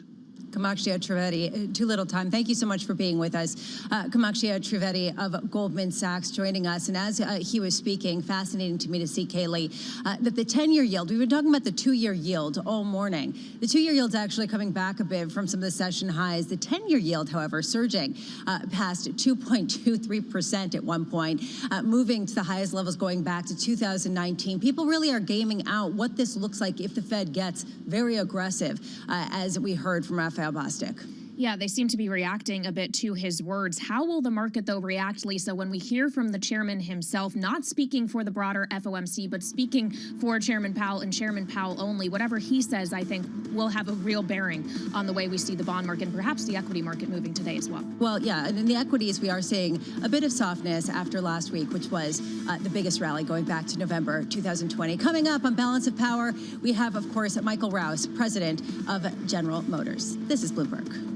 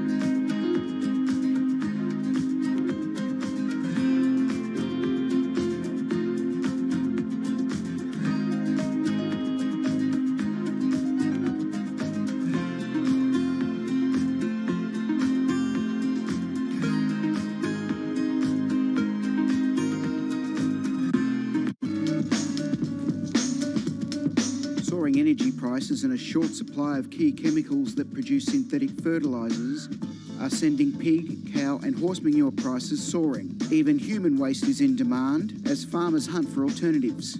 Fertilizer helps increase crop yields. You can see how much moisture is held into this. It's a lot of organic material into the compost, so it breaks down. The manure and the straw breaks down into a friable mix that can be mixed into your soil in the ground and for growing a whole range of different vegetables.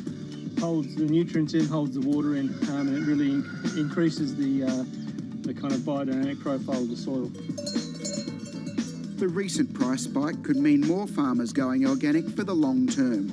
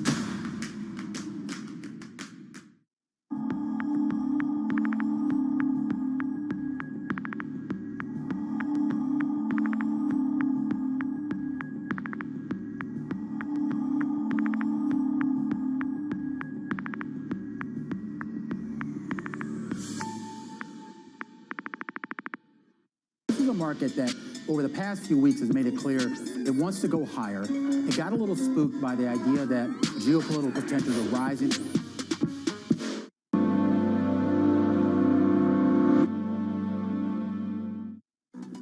Chairman Powell coming up a little bit later from New York City this morning. Good morning, good morning. Your equity market basically unchanged. The countdown to the open starts right now. Everything you need to get set for the start of U.S. trading.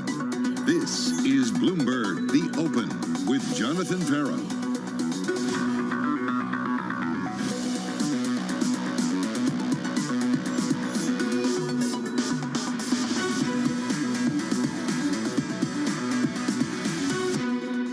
Live from New York City, we begin with the big issue. Chairman Powell taking center stage.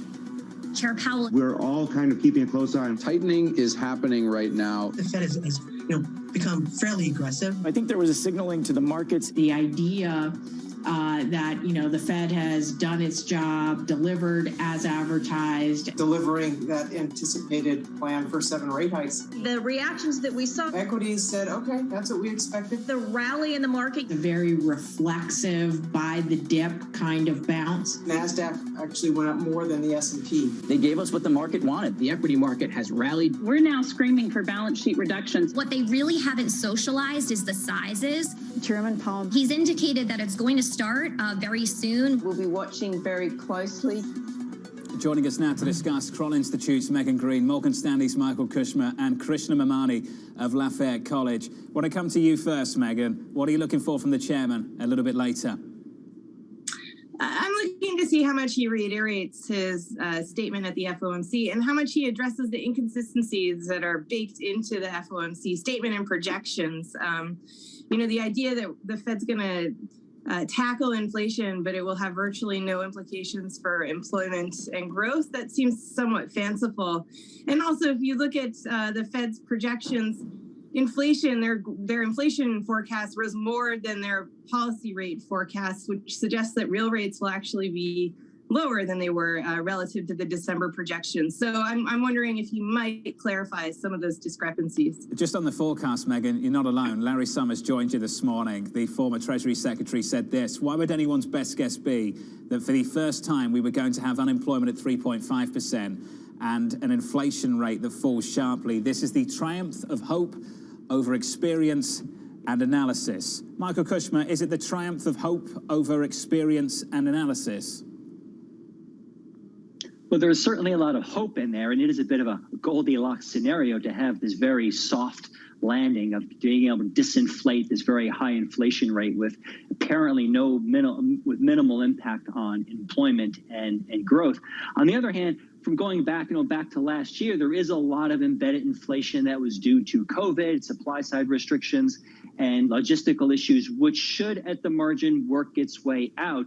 The question is, how much will it work out, given all the information we've had over the last 3 to 6 months, in addition to the issues in Russia and the Ukraine have exacerbated existing tendencies. Lockdowns in China are exacerbating the potential supply side issues as well. So it's a very powerful forecast, I would say. Krishna, that's the diplomatic version from Michael Kushner. Krishna, what is this bond market pricing this morning, post-Fed, post-Powell? Well, so the bond market is still, from what I can tell, is still in the transitory camp. That is, inflation is probably going to go down meaningfully without, or with the Fed doing something, but without a disaster. I think that's really what the hope is. But to kind of take the point with respect to how it can actually work out that way is a few million people disappeared because of the pandemic. If they come back into the labor force, things may actually ease up a bit more than what Larry Summers may be expecting. But, that is truly a hope. So far, nothing has happened on that front. Just in terms of what's happened with break-evens, Krishna, what gives you the idea that this market's pricing some form of soft landing and using that T word that you use, transitory, that we've all used many times over the last 18 months? Well, so I think the forward markets in real rates perhaps are not telling you that as much as what nominal markets are telling you, both from bond side and from an equity standpoint. That is, they are still thinking about a soft landing. Without that, rates really could not be at this level, and certainly equity markets certainly would not be at this level. So I think that is still very much embedded in all nominal markets. Michael Kushner, if we were pricing a soft landing, would this yield curve be inverting the way it is? It's a very good question, and it is a difficult situation today with the amount of quantitative easing going on, flight to quality, risk safe havens of the U.S. Treasury market or from around the world. There's lots of factors driving risk premium, which is keeping long-term yields anchored. In addition to that, there's no doubt, as Krishna said, that there is an anchoring to long-term inflation expectations which still exist in markets, which is keeping the back end of yields of the yield curve low. So the combination of those two factors, if the Fed maintains control of the narrative that's going forward, that yes, inflation is going to be much higher than we thought at the end of this year. It still may be higher than we wish in 2023, but it is going the right direction, and we're not in a rush to make it to get to our target levels this year, or even the middle of next year. We can go slow. As long as inflation expectations remain anchored, we can proceed to a soft Goldilocks landing. That remains to be seen, but right now it does seem to be the market narrative that this is okay, which means the yield curve will get more inverted. We'll stay flat, get more inverted, but will not be forecasting a big downturn in the economy. The two-year yield this morning up 7 basis points and through 2%. Megan Green, there are two camps. There are more than that, but here's two. The idea that you can get the Fed funds rate higher and the economy can tolerate it, you can push it higher from there. The idea the Fed has to stop hiking and stop hiking prematurely because the economy can't take it. Are you in one of those camps? Is it that simple to just cut it up, divide it by 2?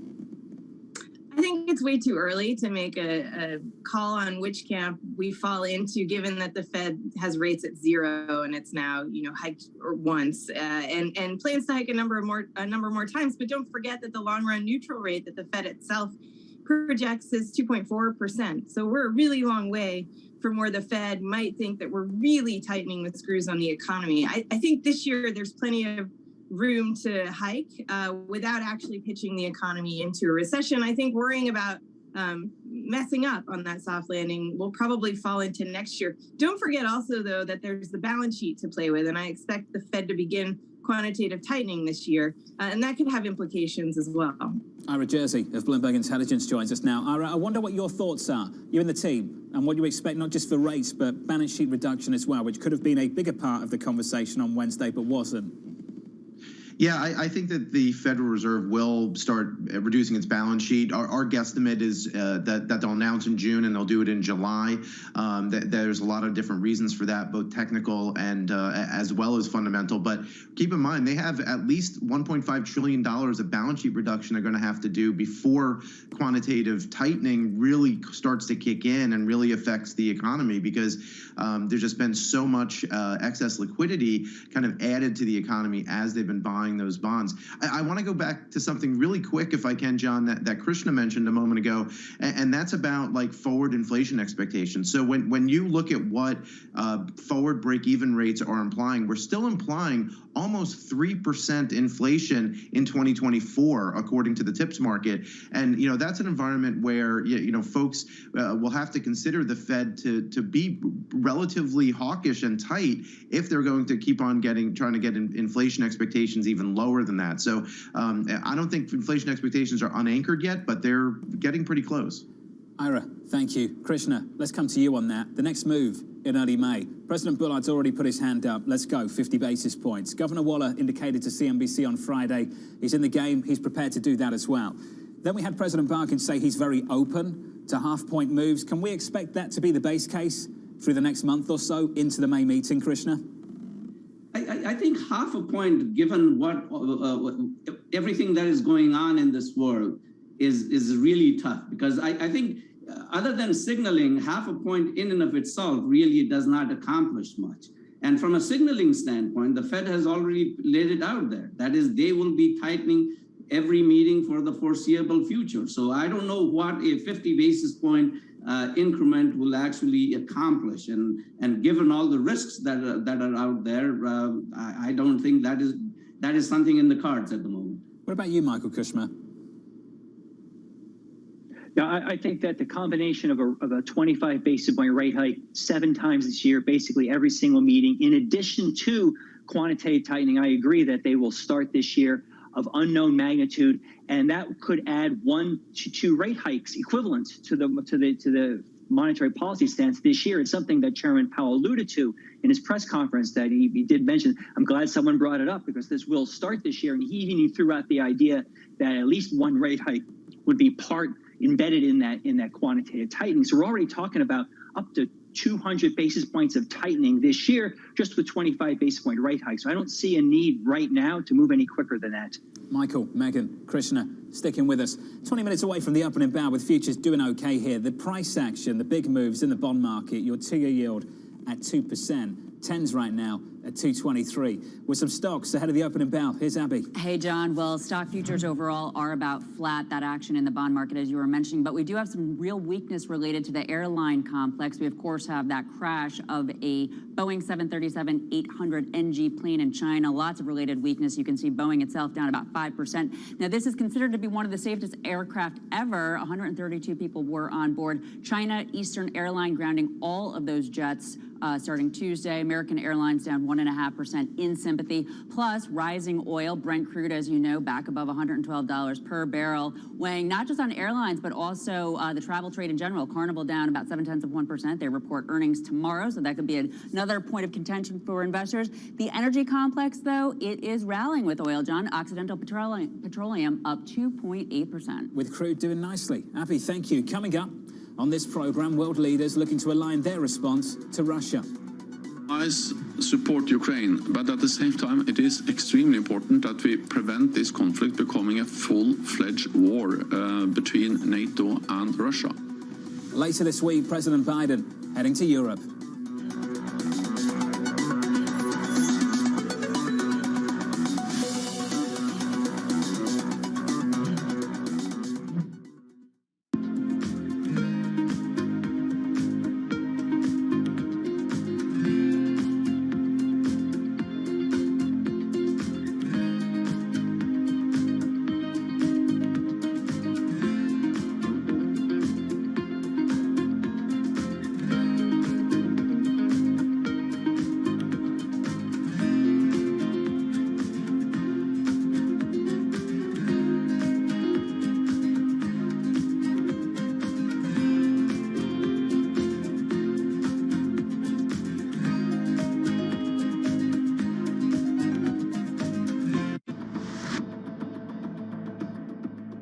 this chip shortage is going to last longer than many people believe, likely straight through this year. And I wonder what that means for prices. Will this get worse before it gets better?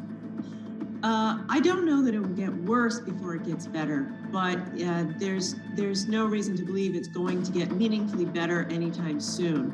The Commerce Department put that data out yesterday, and what it showed is that there's a real shortage. Demand is 20% higher than it was a couple of years ago. There's a huge mismatch in supply and demand. Prices are high. Prices are higher.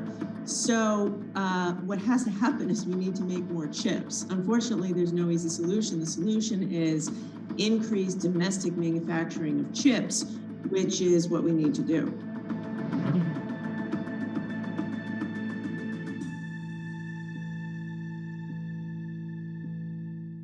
I think that it's hard to put your head around any narrative. Let's just be honest. We've had sort of a shift in, are we in some sort of stagflation fears moment? People were talking about that all day yesterday.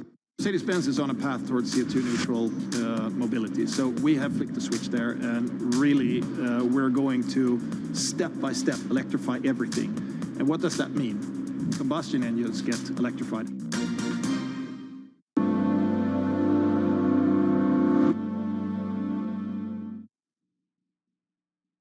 Bloomberg has the Fed covered all week.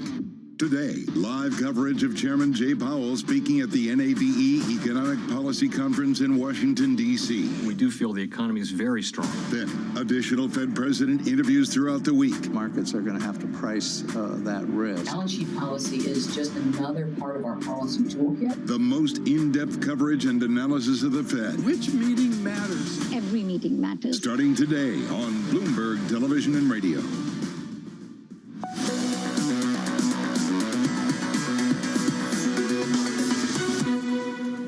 The meeting of all heads of state and government in NATO will provide us with yet another platform to demonstrate our unity, our support to Ukraine, but also our readiness to protect and defend all NATO allies.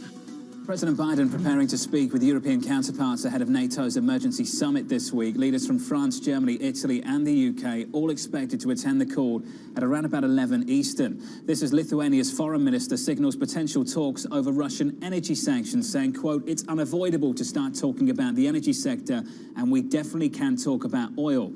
It's the biggest revenue to the Russian budget and quite easily replaceable because of our infrastructure and multiple suppliers." Team coverage starts right now with Maria Tadeo in Brussels and AMH down in DC. Maria, Lithuania says, let's talk about it. Hungary says, no thanks. Yeah, when you look at what the Germans are saying, and this is the biggest economy, and for many, really the biggest political voice at the table, they say we can't do it overnight. It's not realistic. But what is key to me here, Jonathan, is that this issue is very much back at the table. When you look at the situation a week ago, it was put to a side. The Germans said, we're not going to do it. It's impossible to do it. It's not realistic. The Dutch also said, we have to look at the possibilities that we have right now in front of us, and we're not like the United States of America. The reality is our dependency is much higher, and it's going to take longer to unplug from Russia. But this issue today, and I've been here all day speaking to officials on camera, but also behind the scenes, they really do expect a heated conversation on Thursday night when European leaders here meet with the President of the United States. This issue has not gone away, and I suspect that many will want to bring it up again on Thursday night, insisting that the European Union should look to other suppliers and make this work. Again, the concern and the issue for many is that there is a real economic fallout from this, and even if they agreed, the reality is there's not that many suppliers that can cover up for Russia. Anne-Marie, what's the objective of this call today? Well, Jonathan, it comes at a time as the president is looking ahead to his trip in Europe, so potentially setting the scene for what he's going to be discussing with his counterparts on Thursday. But also interesting, it comes on the heels of his meeting with Xi Jinping on Friday. And we do know that the EU and China are going to be meeting, having their own summit on April 1st. I imagine the U.S. wants to make sure that they are in lockstep with the European Union when it comes to setting the tone with China, as well as with the United Kingdom, if they're ever going to be doing dealings with Xi Jinping, to make sure that China is aware that they cannot help President Vladimir Putin skirt around sanctions, and they should not be providing him with military aid. AMH, thank you. We'll touch base with you again later this hour for good reason. Maria Tadeo in Brussels for good reason, because there are two calls the one call we'll catch up with the administration a little bit later about Secretary Yellen speaking to corporate America, both Wall Street and the oil patch as well. Back with us, Megan Green, Michael Kushner, Krishna Mamani. Megan Green, do the Europeans have the policy levers to avoid a recession this year? They do, although they're winding them down. So the ECB has come out with a really hawkish bent, looking to stop quantitative easing this year in the third quarter. And they'll wait to hike rates until after that. The quantitative easing piece is really important in Europe, unlike in the US, because it's the only way to address fragmentation across the Eurozone. And so if certain countries get into a bit of trouble, quantitative easing really helps suppress the borrowing costs for them. If they end QT, there's no realistic mechanism to do that. So I think that's a mistake. It looks like a lot of EU countries are going to have to take subsidies and an increase in defense spending and an increase on energy costs on the chin on national balance sheets. There's talk about trying to come up with a new vehicle to issue debt jointly, but we're so far off from a solution on that. The German finance minister is dead set against it. The German coalition agreement absolutely refuses any new kind of funds like that. So that's months off. And so it looks like countries are just going to have to ramp up their debt after having already done that to fund the pandemic response. And a number of peripheral countries already came into the pandemic with elevated debt levels. The Italian 10-year up another 7 basis points today, 196. Granted, the broader bond market is selling off worldwide, including the UK, the US, the Treasury market, and the gilt market as well. Michael Kushner, I want to come to you on the ECB, just stuck between a rock and a hard place. If they step in to support growth, they've got an inflation problem. If they don't, they've got an Italian problem, yields higher. Is there an optimal policy setting for the ECB at the moment? Well, I think there is, but it's in conjunction with fiscal policy, as we've seen over the course of the pandemic. If fiscal and monetary policy can work together and one attack the relative where they have a relative comparative advantage, it can work. There's been no doubt a big increase in fiscal spending in Europe. The issue with Russia and Ukraine potentially increasing military spending dramatically, the green issue, environmentalism / decarbonization, more government spending. So all these and unspent COVID funds, which have not been distributed throughout the EU as well, is there. So fiscal policy can help support the economy as the ECB focuses on inflation.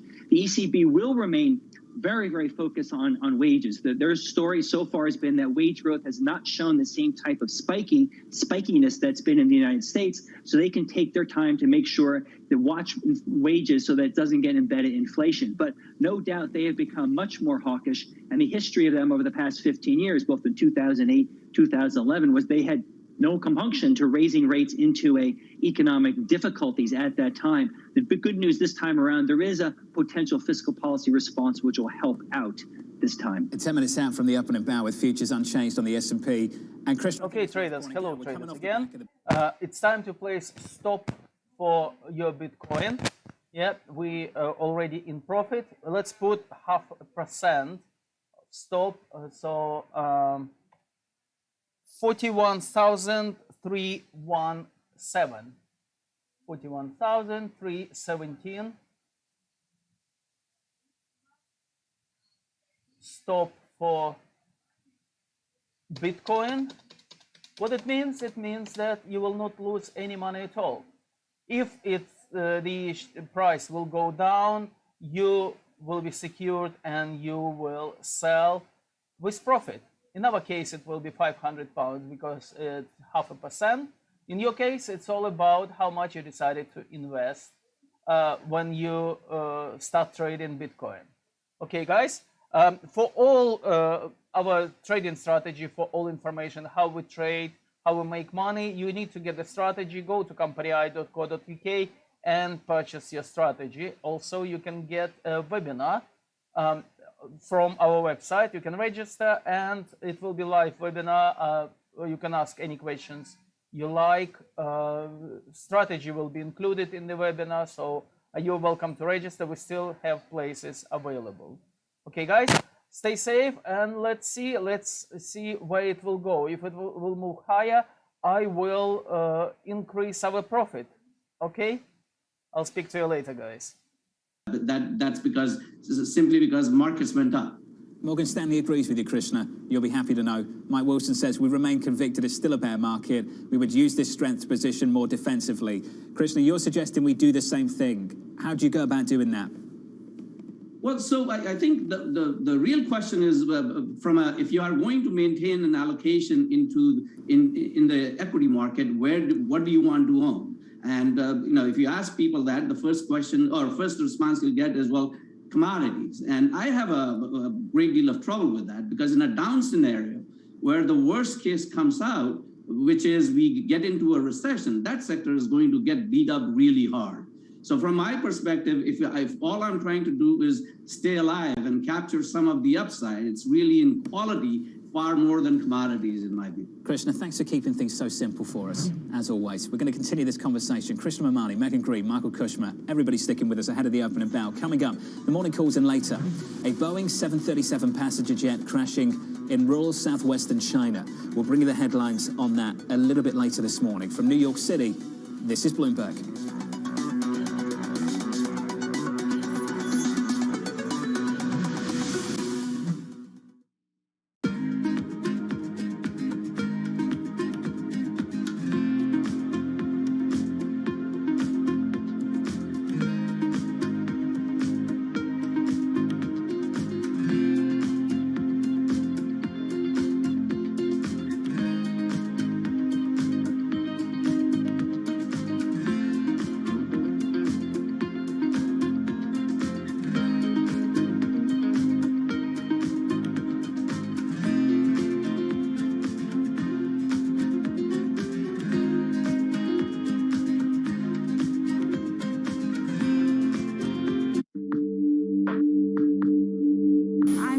Delhi airport, and behind me you can see SpiceJet 737 MAX aircraft.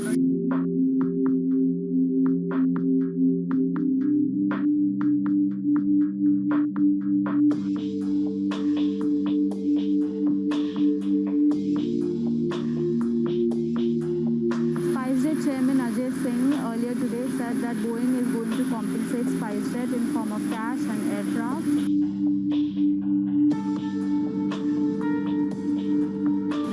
Celebration happening at the Gwalior airport. As you can see, they've literally rolled down the red carpet for SpiceJet Chairman Ajay Singh. There are balloons, there are flowers. This is a big deal for SpiceJet because it is the only Indian operator of Boeing 737 MAX planes currently. BSO Now is your online home for weekly Boston Symphony Orchestra and Boston Pops performances. See new concerts that go behind the scenes, plus acclaimed archival concerts. Visit bso.org/now, where the music plays on. BSO season sponsor, Bank of America.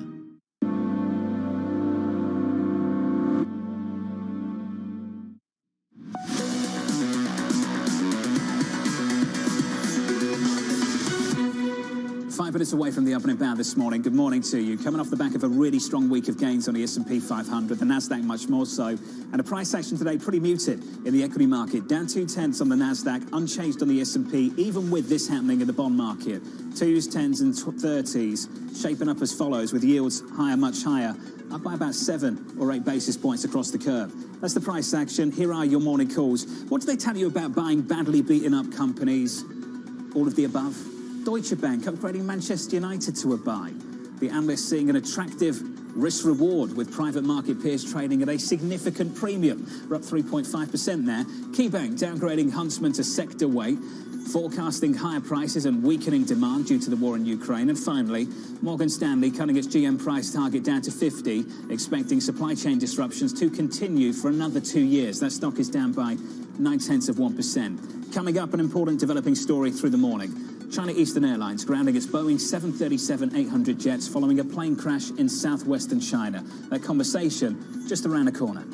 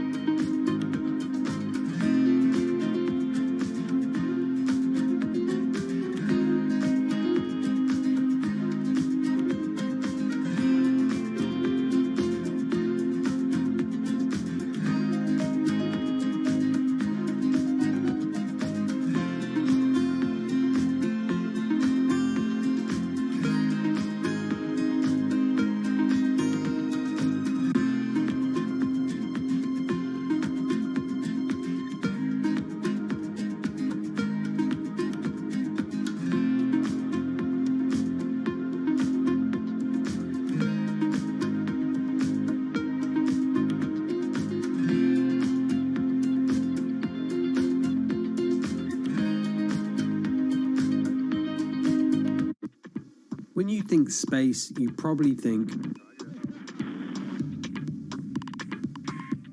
one space agency that travels under the radar is ESA. Okay, traders, as you can see, position closed on Bitcoin. Well done. We made 0.5%. In our case, we made £500. Okay, let's move on. Let's see what other opportunity will bring us this morning. Monday morning, 21st of March. Okay, guys, stay safe, and I'll speak to you later. Commander Ground, do you copy? Copy. If we want to have successful human missions to Mars, we are going to have to learn to live and work off-world in a different way. The place where we are going to learn to do that is on the moon. Can ESA help humanity take its next giant leap? Bloomberg has enhanced search on the terminal to deliver what you need when you need it. Now, you can simply type phrases in everyday English in the command line. Compare financials. Find people. Analyze markets. You can enter phrases or ask questions. What do you want to know today?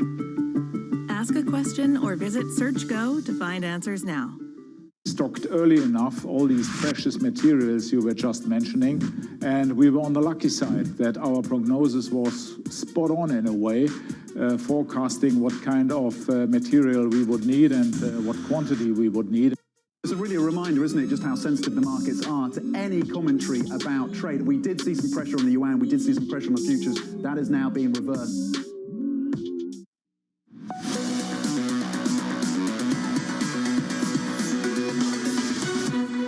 24 seconds away from the opening bound this morning. Good morning to you all. This Monday morning, the start of a brand new trading week. Futures basically unchanged on the S&P, following what was the biggest week of gains on the S&P 500 going back to November 2020. The biggest week of gains of the year so far on the S&P and on the Nasdaq too. Pretty flat going into the open. Switch on the board. We are anything but in the bond market. 10-year yields are higher, much higher, up 9 basis points to 224. Let's round that up from 223.91. Yields up across the curve, twos all the way out to 30s. We shift higher from anything between 7 and 9 basis points across a range of maturities. In the FX market, the euro just a little bit softer, negative, down lower by almost 1/10% on euro dollar to 110.43. And crude breaking out. Look out for energy stocks at the open, up by more than 4% to 108.93.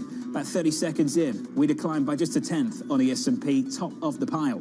Energy by 0.9% at the bottom. IT, we're negative there by 0.4% after a really strong rally last week. Breaking down the open for you, here's Abby. Well, John, stocks may be down just slightly, not a lot of movement there, but there are some big movers beneath the surface. It is Monday, and we do have an M&A Monday. In fact, we have Berkshire Hathaway buying Allegheny, the insurance company, for $12 billion, or $848 per share. $848 per share. You can see the stock is almost there, telling you that investors think that this deal is done. We also have Occidental Petroleum up 3.3% in sympathy with crude oil rallying. As you know, crude oil back above $110 per barrel. And then Boeing down 5%, of course, on that tragic airline crash in China, the Boeing 737, the airline there, China Eastern grounding all Boeing 737s and jets starting tomorrow. Boeing right now down 5%, John. Abby, thank you. Big concern, big company story for us this morning. So let's get to Kelly Line some more. Hey, Kaylee. Hey, John. Well, this is potentially the most disastrous aviation event in China in over a decade. What we know is that 737-800NG aircraft went down in the Guangxi province in southwestern China with 132 people on board. We do not yet have official word on the casualties, though China Eastern, the airline operating that aircraft, said in a statement that it expresses deep sympathies and condolences for the crew and passengers who died. So that is a signal that there were indeed fatalities. China Eastern also, as Abigail says it will ground all 737-800 jets starting Tuesday while the cause of the crash is under investigation. The market, though, not fully waiting for those answers, John. Boeing, as Abigail mentioned, down 5%, though that is off of pre-market lows. But it's not just Boeing that is moving. Spirit Aerosystems, which is a big supplier to Boeing, gets about 56% of its revenue from the company, is down the better part of 5%. And Southwest, which is heavily reliant on the 737 model is also lower by about 1.4%. But it is important to reiterate, John, this was a 737-800NG. It's considered one of the safest aircraft ever made. It's just 11 fatal accidents out of more than 7,000 planes delivered since 1997. And it is an entirely different model than the 737 MAX, which is still currently not flying commercially in China following those 2 fatal crashes back in 2018. The stock is down 42% since that time, almost 4 years ago, John. But the aerospace industry analyst who spoke to Bloomberg earlier said he would not expect today's crash to have any bearing on the MAX's return to service in China, John. Kelly, thank you. Great reporting on that story through this morning, just sticking to what we know when we know it and not jumping to any conclusions whatsoever. We'll stay on top of that for you through today. Looking at the broader price action, up a tenth now on the S&P. Energy outperforming, up 2.2%. On the energy segment, the industry group there advancing. Information technology down by about 0.2% or so off the back of a really big week of gains last week. Looking at this bond market move, up 8 basis points on twos, 2% on twos on a 10-year, 223, up 8 basis points there. Yields up, yields higher. We saw the 3, the 5-year, the 7-year trading above the 10-year yield a little bit earlier this morning. That's not the case now for the 3-year, trading just below where the 10-year is at the moment. We'll stay on top of that story as well in the bond market. Does this concern this Federal Reserve? Michael McKee's going to be talking to a lot of Fed speakers this week, and I'm pleased to say he's just dropped by for a quick word. Good morning to you, Mike. Good morning to you, John. Raphael Bostic, the Atlanta Fed president, the first one out of the blocks this morning, speaking to the National Association for Business Economics, telling them he thinks 6 rate increases. He's on the lower end because of the war uncertainty. He said the war has supercharged uncertainty, and they don't really know what's going to happen. He just finished meeting with reporters and saying that every meeting, as far as he's concerned, is sort of a new meeting with no prejudgment about what they're going to do because they have to wait and see what happens. I asked him whether he thinks the Fed could accomplish what they said they were going to, cut inflation without raising unemployment. Larry Summers tweeting this morning that that is a triumph of hope over experience. But Bostic said that is there is a different dynamic now. Mike, are we expecting Chairman Powell to address these issues at the middle of today, at noon? We are. We don't know exactly what he's going to say, but what I've been told is that he is going to sound similar to what he did at his news conference last week, making the case that the Fed is not behind the curve, that it can handle inflation, and that that is its #1 goal. An interesting comment from Bostic today saying that he's not watching yield curves invert. He doesn't think they will, but it would be because of the war and the uncertainty, not Fed policy. Mike McKee, I'm looking forward to the coverage this week. Mike McKee, a very, very busy man, with Chairman Powell coming up a little bit later at the annual meeting of the National Association for Business Economics. We have all the scheduled Fed speakers, then a ton of Fed speak either side, a lot of them talking to us as well this week. So looking forward to bringing you some coverage of it. Morgan Stanley's Mike Wilson looking back at the week we've just had and making it simple. Bear market rallies are the most vicious. The rally in equities over the past week was one of the sharpest on record.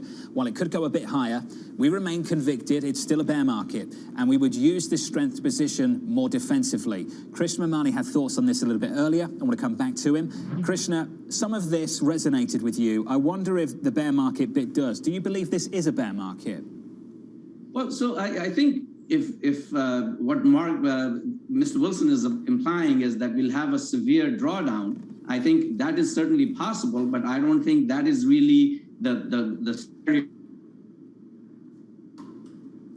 volatility. It's just that we have enough growth, and in this sort of environment, market should have made progress. It's very, very unlikely that the market is going to make progress. And any such moves, 6% moves, I think it's fair to expect markets to go down before they'll go up again.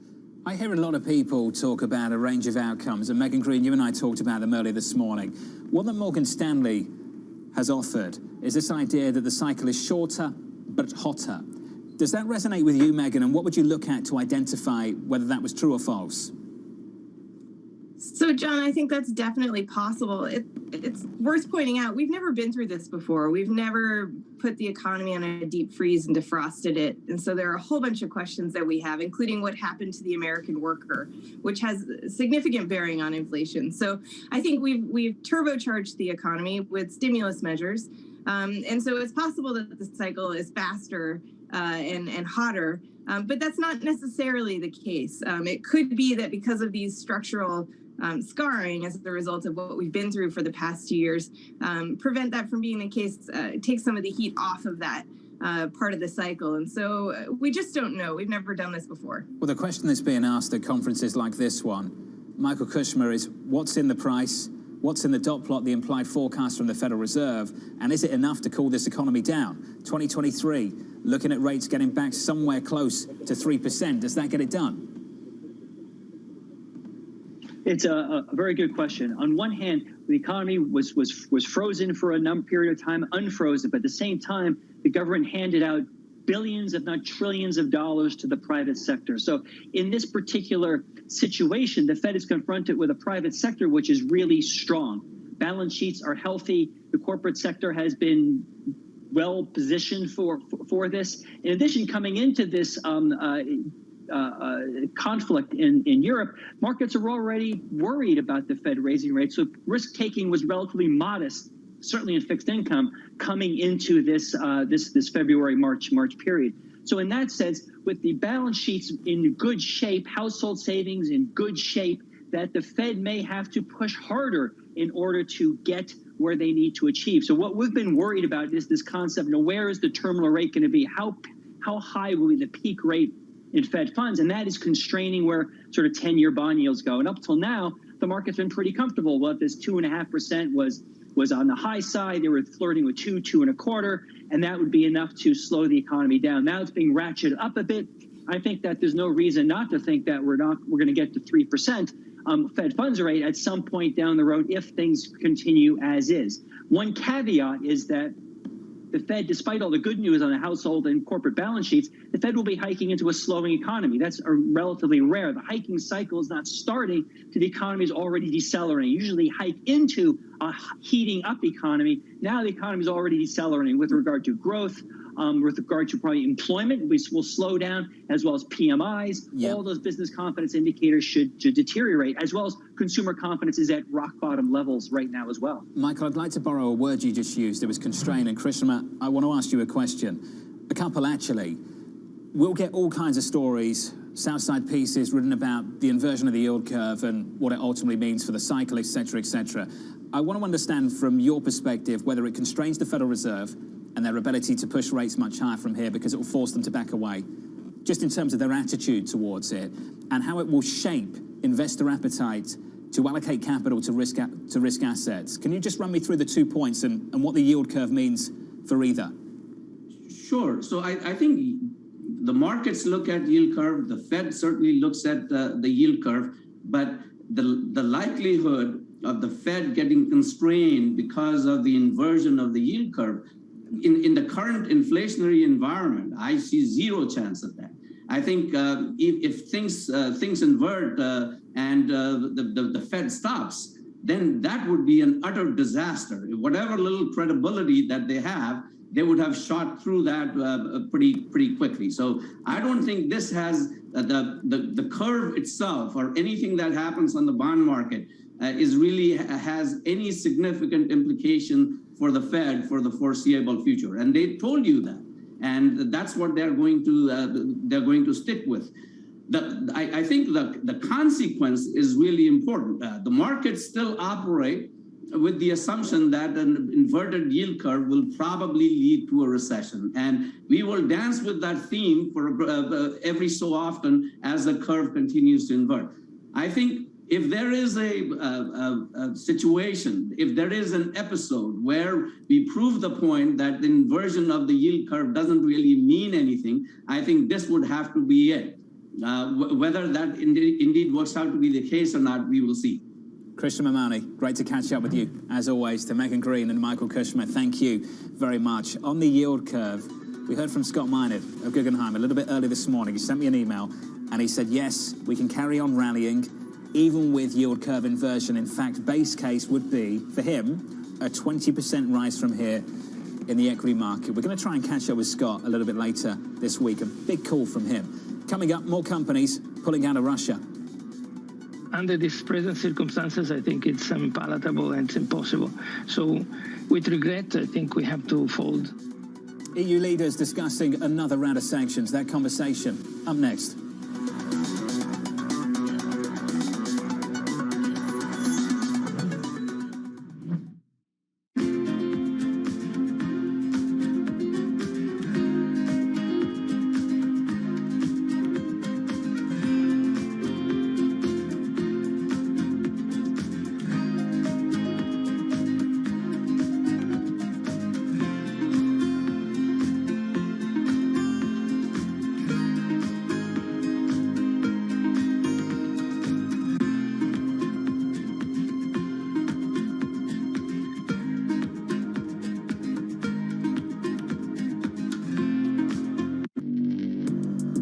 Access the financial world on demand.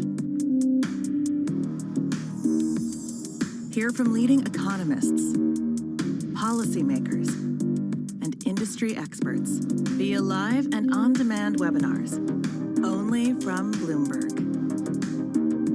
Start exploring to see what's moving the markets. Visit Bloomberg.com/webinars.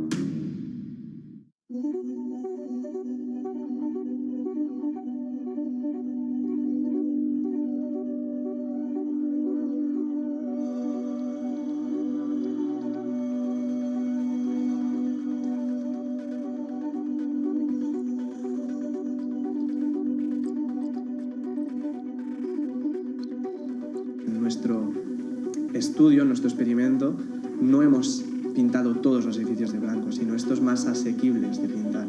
Y ya hemos detectado reducciones medias en el área metropolitana de 0,8 grados aproximadamente en un periodo de ola de calor y con picos máximos de 4 grados de disminución en un momento puntual del día, en una zona puntual del día. Y como dices, en una ciudad como Barcelona funciona incluso mejor que las zonas verdes. Según las modificaciones, nos detectan incrementos, o sea, disminuciones de temperaturas mayores con tejados blancos que con incrementos de zonas verdes como tienen planteados el plan director urbanístico.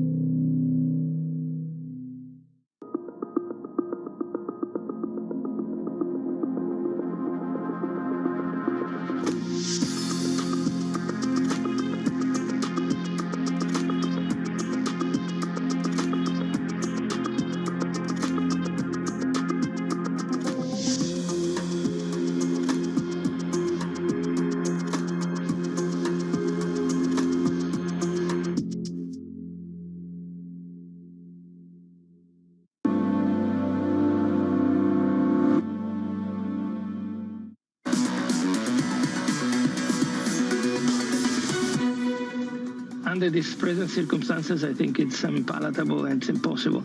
So with regret, I think we have to fold. Big moves in crude today, 113.76 on Brent, just short of 110 on WTI as some of the world's largest energy players join the corporate exodus from Russia. Baker Hughes, Halliburton, Enel, all suspending future work in the country. This as the EU pushes for another round of sanctions, potentially targeting crude. The Kremlin spokesman, Dmitry Peskov, warning of the effects, saying the following, quote, "This is a decision that would hit everyone. Americans would not lose much and will feel better than Europeans. Europeans would have it hard." For more, let's get to Bloomberg's Javier Blas from Bloomberg Opinion. Javier, do you think this is now inevitable? This is the direction of travel for the Europeans? John, I think that you have heard me that I have said in the past few days and weeks that this was a question of when rather than if. If the war continues, the sanctions on energy will come from Europe. The European Union has done 4 rounds of sanctions, as they call it, packages. The European Union is starting to negotiate the 5th one. I don't think that there is much left that is not energy for sanctioning that is meaningful on the Russian economy. So it's a question of whether it's coming now in the 5th round or it's going to be on the 6th round. But if the war continues a few extra weeks, Europe is going to sanction energy exports from Russia. I have no doubt. Can you give me an idea of just how much money has been made by the Russian government over the last month through this invasion? I remember the first day of the invasion, and you came out with some numbers about the flow of energy into Europe, into the United States, and how much money was being made by the Russian government with energy still openly traded. Now, the US is coming out of the picture, Europe's still in. What kind of numbers are we talking about?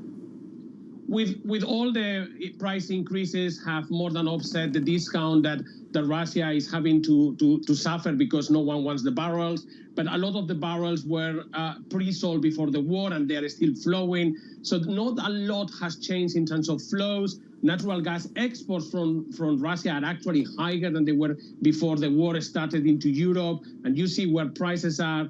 It's a back of the envelope number, but it's anywhere between $750 and $1 billion a day that still Russia is making selling his oil and natural gas. And then a couple of $100 million minimum if you add also all the metals. The Germans did do a deal with Qatar over the weekend, Javier.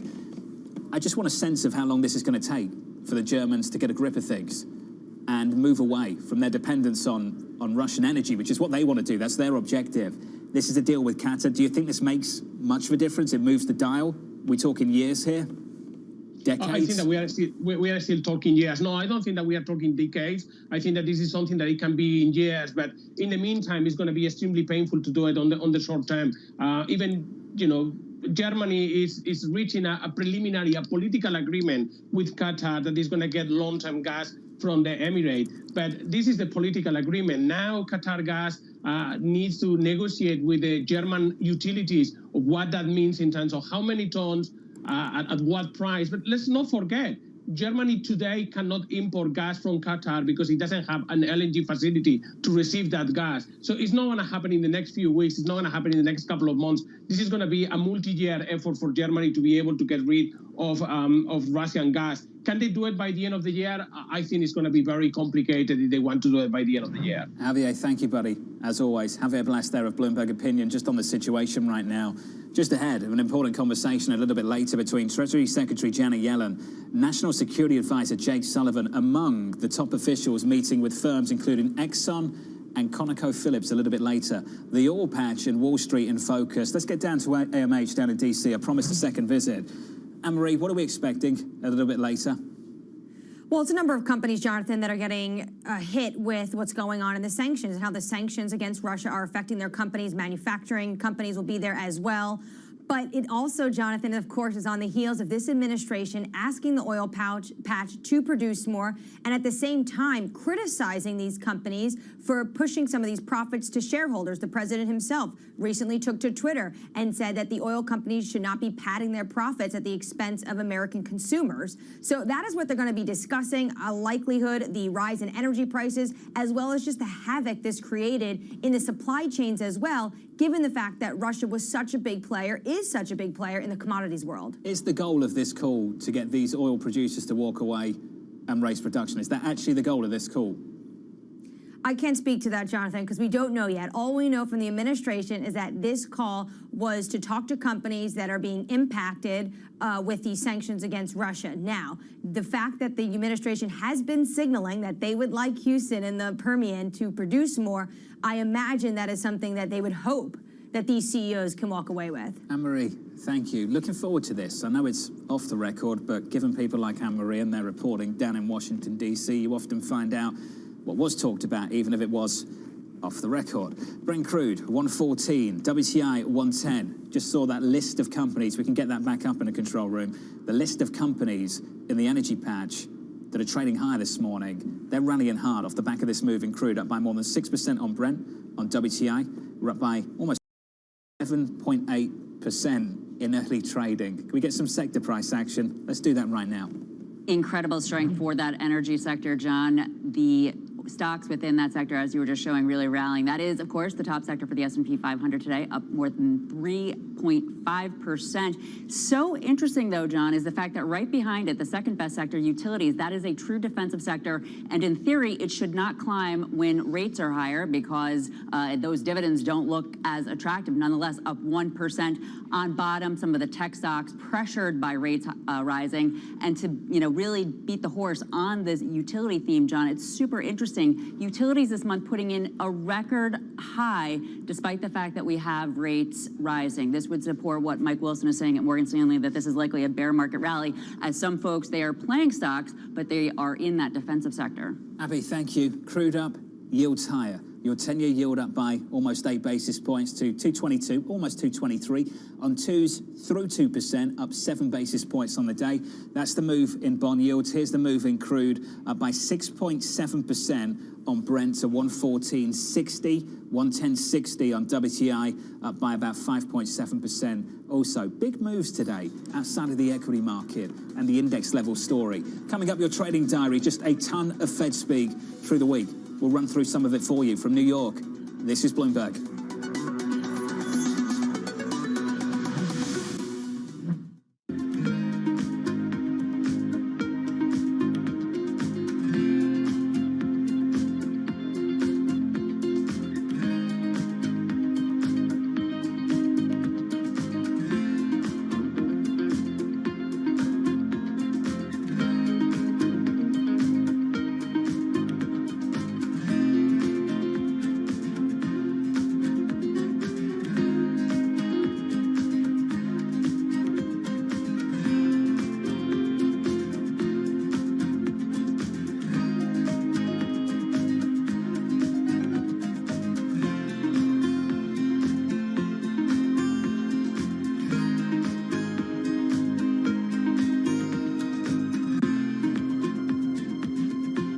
Happening on Wall Street. It's the basic law of economics. The Fed is telling us this is transitory. Need to catch up? This is Bloomberg Wall Street Week. I'm David Weston. We've got the information and insights. David, you just hit the nail right on the head. From businesses most influential and instrumental. And that's the way you run good risk management. But we need to invest in our systems. Bloomberg Wall Street Week premieres Friday with replays all weekend on Bloomberg Television and Radio.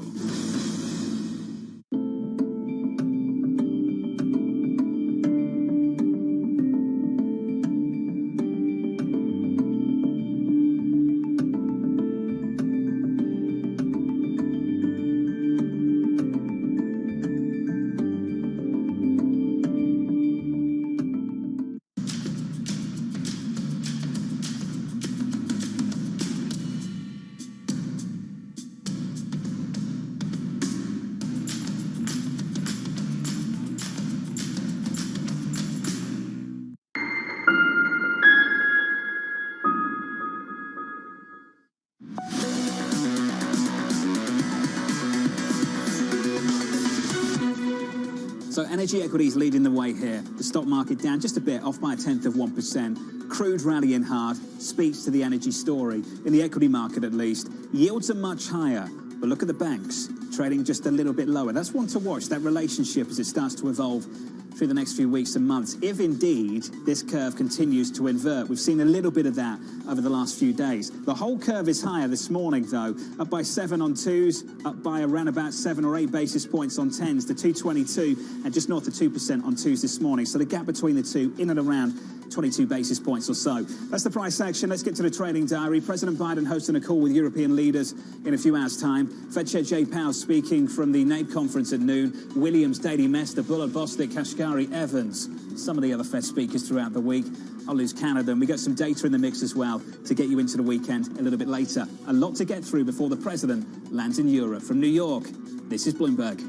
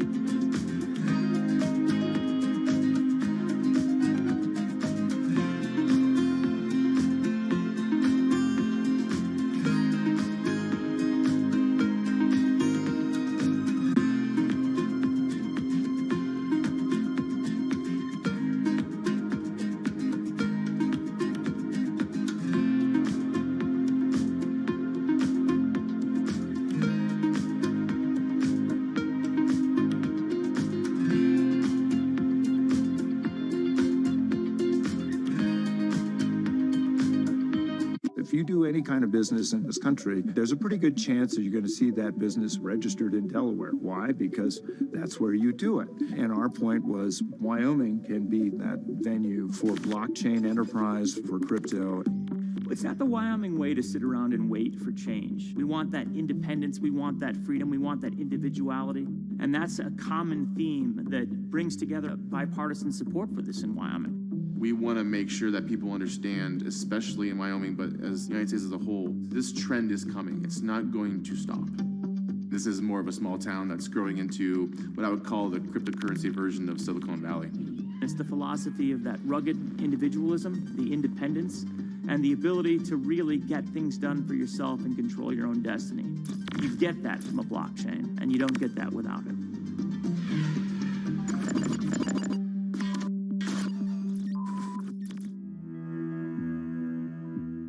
Front Row, exclusive interviews with the most influential figures in finance. Lloyd Blankfein. Deflation is a terrible thing. Inflation you could tolerate. Kathy Wood. Tesla will be in the pole position to dominate. Jeremy Grantham. We've had a very, very abnormal honeymoon Goldilocks period. First available on the Bloomberg Terminal, then on Bloomberg Television and Bloomberg.com. Front Row, the best seats in the house for business's greatest minds.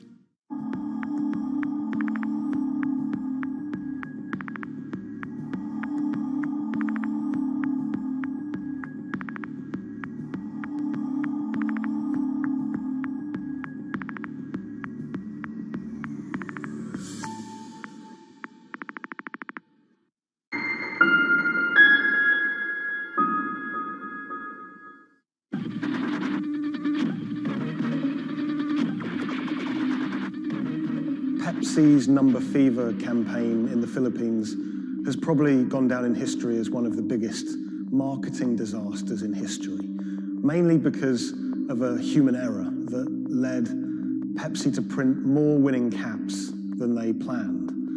The resulting chaos caused riots, civil unrest, and even deaths. Reporting this story took over a year, and it resulted in me flying to Manila in the Philippines to meet unlucky winners and to find out exactly what happened back then in the 1990s.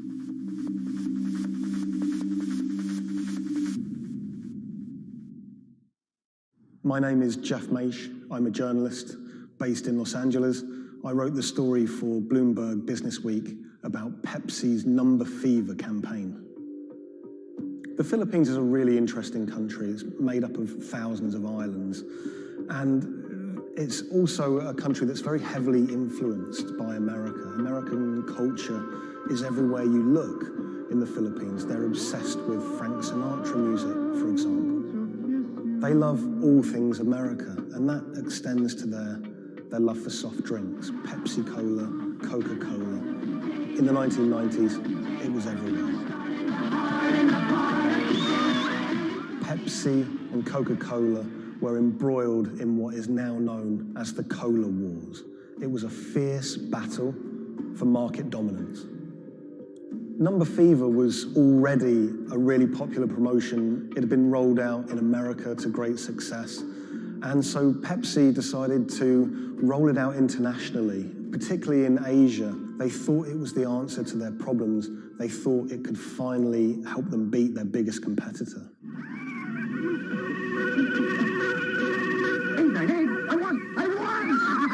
Look for the winning number in sari stores every day, also on TV, radio, and newspapers.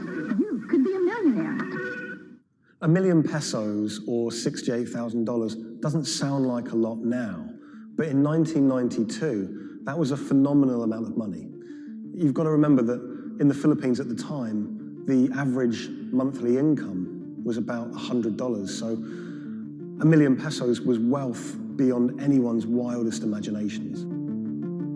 Number Fever caught fire in the Philippines. Kids were saving up their pocket money to buy a bottle of Pepsi. Parents were squirreling away all of the bottle caps in bags. You would walk down the street and people were going through trash trying to find discarded bottle caps. It was a national phenomenon. Pepsi boasted that half the population of the Philippines was playing it. Number fever boosted Pepsi's sales every month from $10 million to $14 million. It had a huge impact on Pepsi's bottom line. Number fever quickly became number hysteria. Maids were being jailed for stealing their employers' winning bottle caps. There was even some murders over winning bottle caps. People were fighting in the streets over these caps. There were signs that there were going to be problems with number fever very early. Pepsi had rolled out the competition in Chile, and a garbled fax had caused some kind of problem with the winning number. They'd announced the wrong one in Chile, causing riots. There were signs that there could be big problems ahead if they didn't keep their eye on the ball. So in 1992, Pepsi decided to extend the campaign in the Philippines, and they announced that the competition would go on for a few more weeks. One night, on the television news, they announced the latest winning number, 349. The problem was, 349 had already been allocated as a non-winning number in earlier campaigns.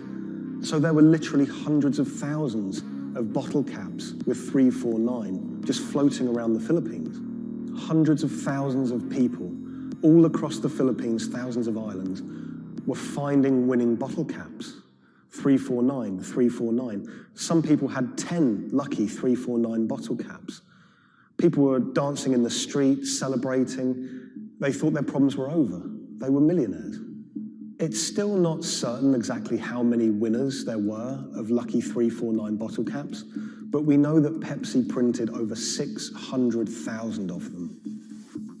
Pepsi realized very early that there was a problem.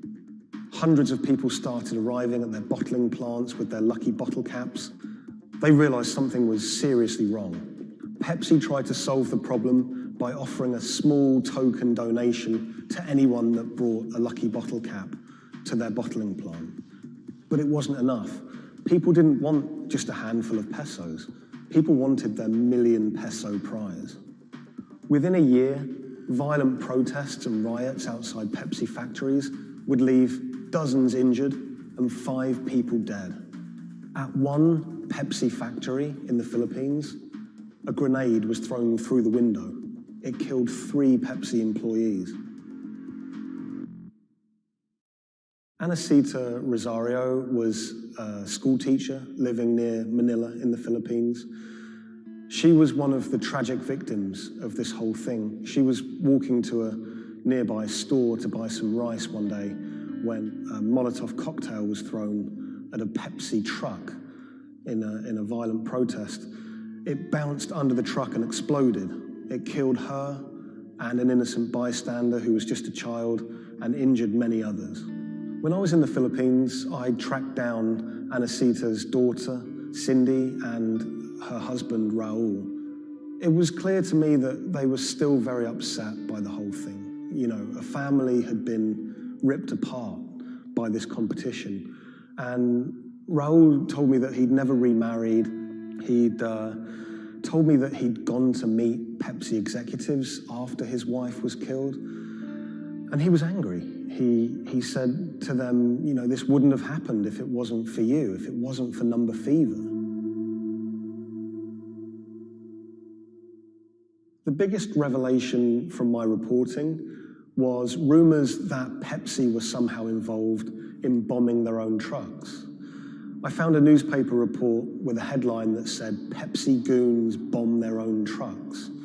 And when I visited the NBI, the police department in the Philippines, they presented me with documents and interviews with people who claimed that Pepsi had paid them to cause riots and to cause trouble outside their plants in order to destabilize the situation and to frame the owners of the coalitions that were fighting them, to try and curry favor. I just thought that was so shocking. And of course, Pepsi denied it, but how bizarre that a company would be accused of bombing their own trucks.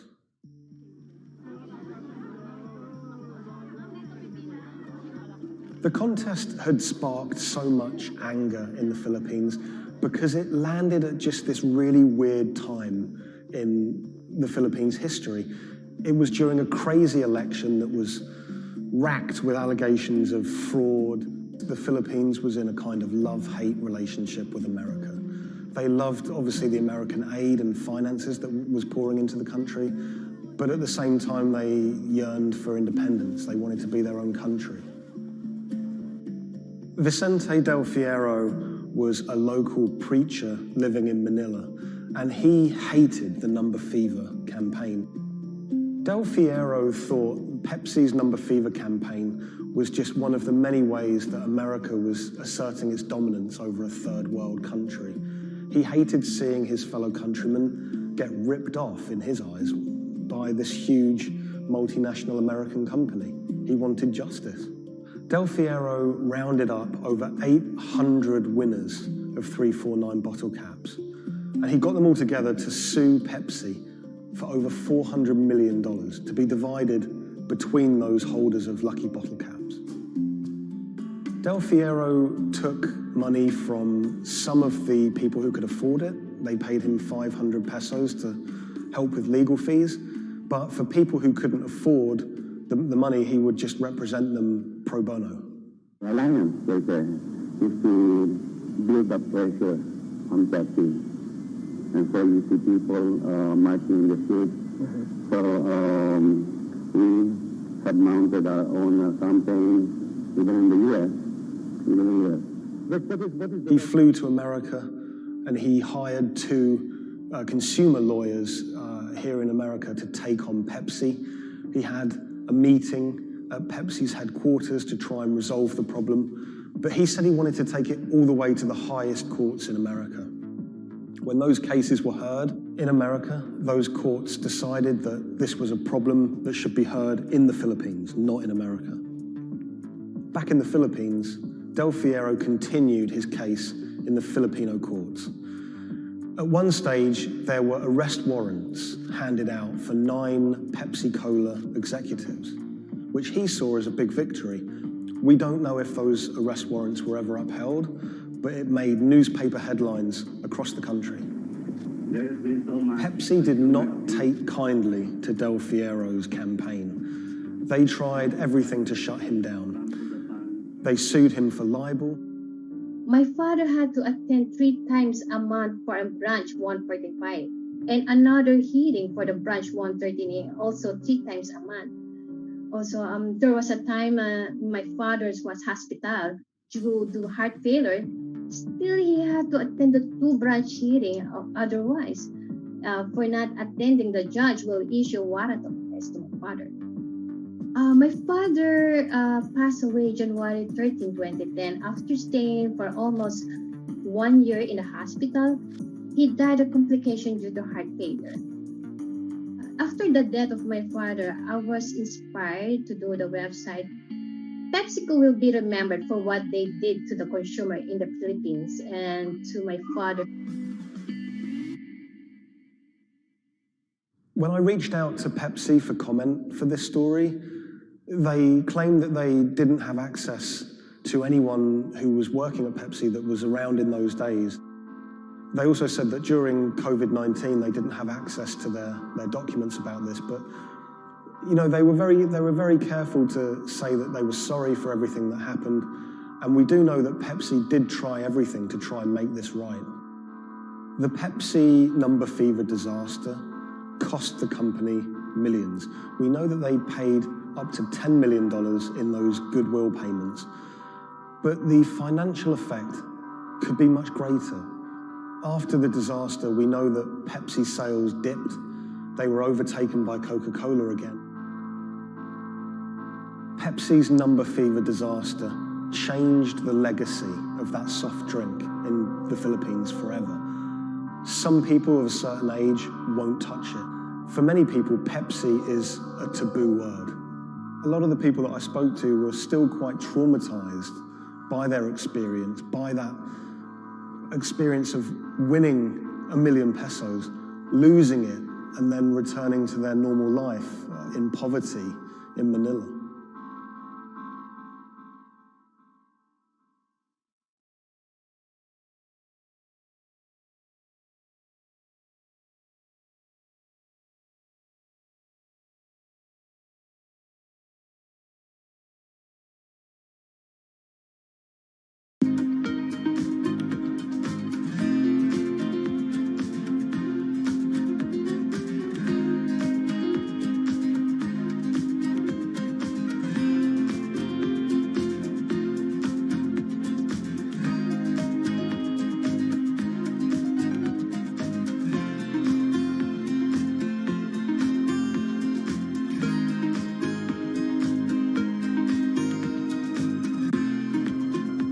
When the news of the bombing came out, it was a massive story in Germany. We are following some breaking news coming to us out of Dortmund in Germany. It was covered by all the media outlets. 3 roadside explosions triggered at the same time last night as a coach left its hotel in the south of Dortmund. Public figures commented on it. We should not let them affect our life, whoever it was. The media echo went far beyond Dortmund.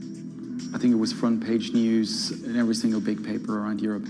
Everyone thought of like a terrorist attack, and people were scared that throughout the city in Dortmund there was more attacks to be happening. Unbeknownst to investigators, just after the bomb went off and the players of the team were shell-shocked, the person who had masterminded the attack was actually sitting in the hotel eating steak and sweet potatoes.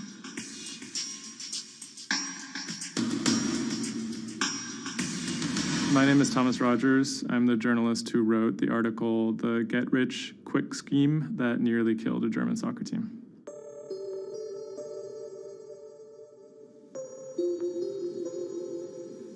Dortmund is a mid-sized city in the western part of Germany in a state called North Rhine-Westphalia. And it's a former industrial city that's kind of fallen on hard times in the last few decades. It was severely bombed in the war, so the center of the city is quite stark. Some of the few high points include its soccer team.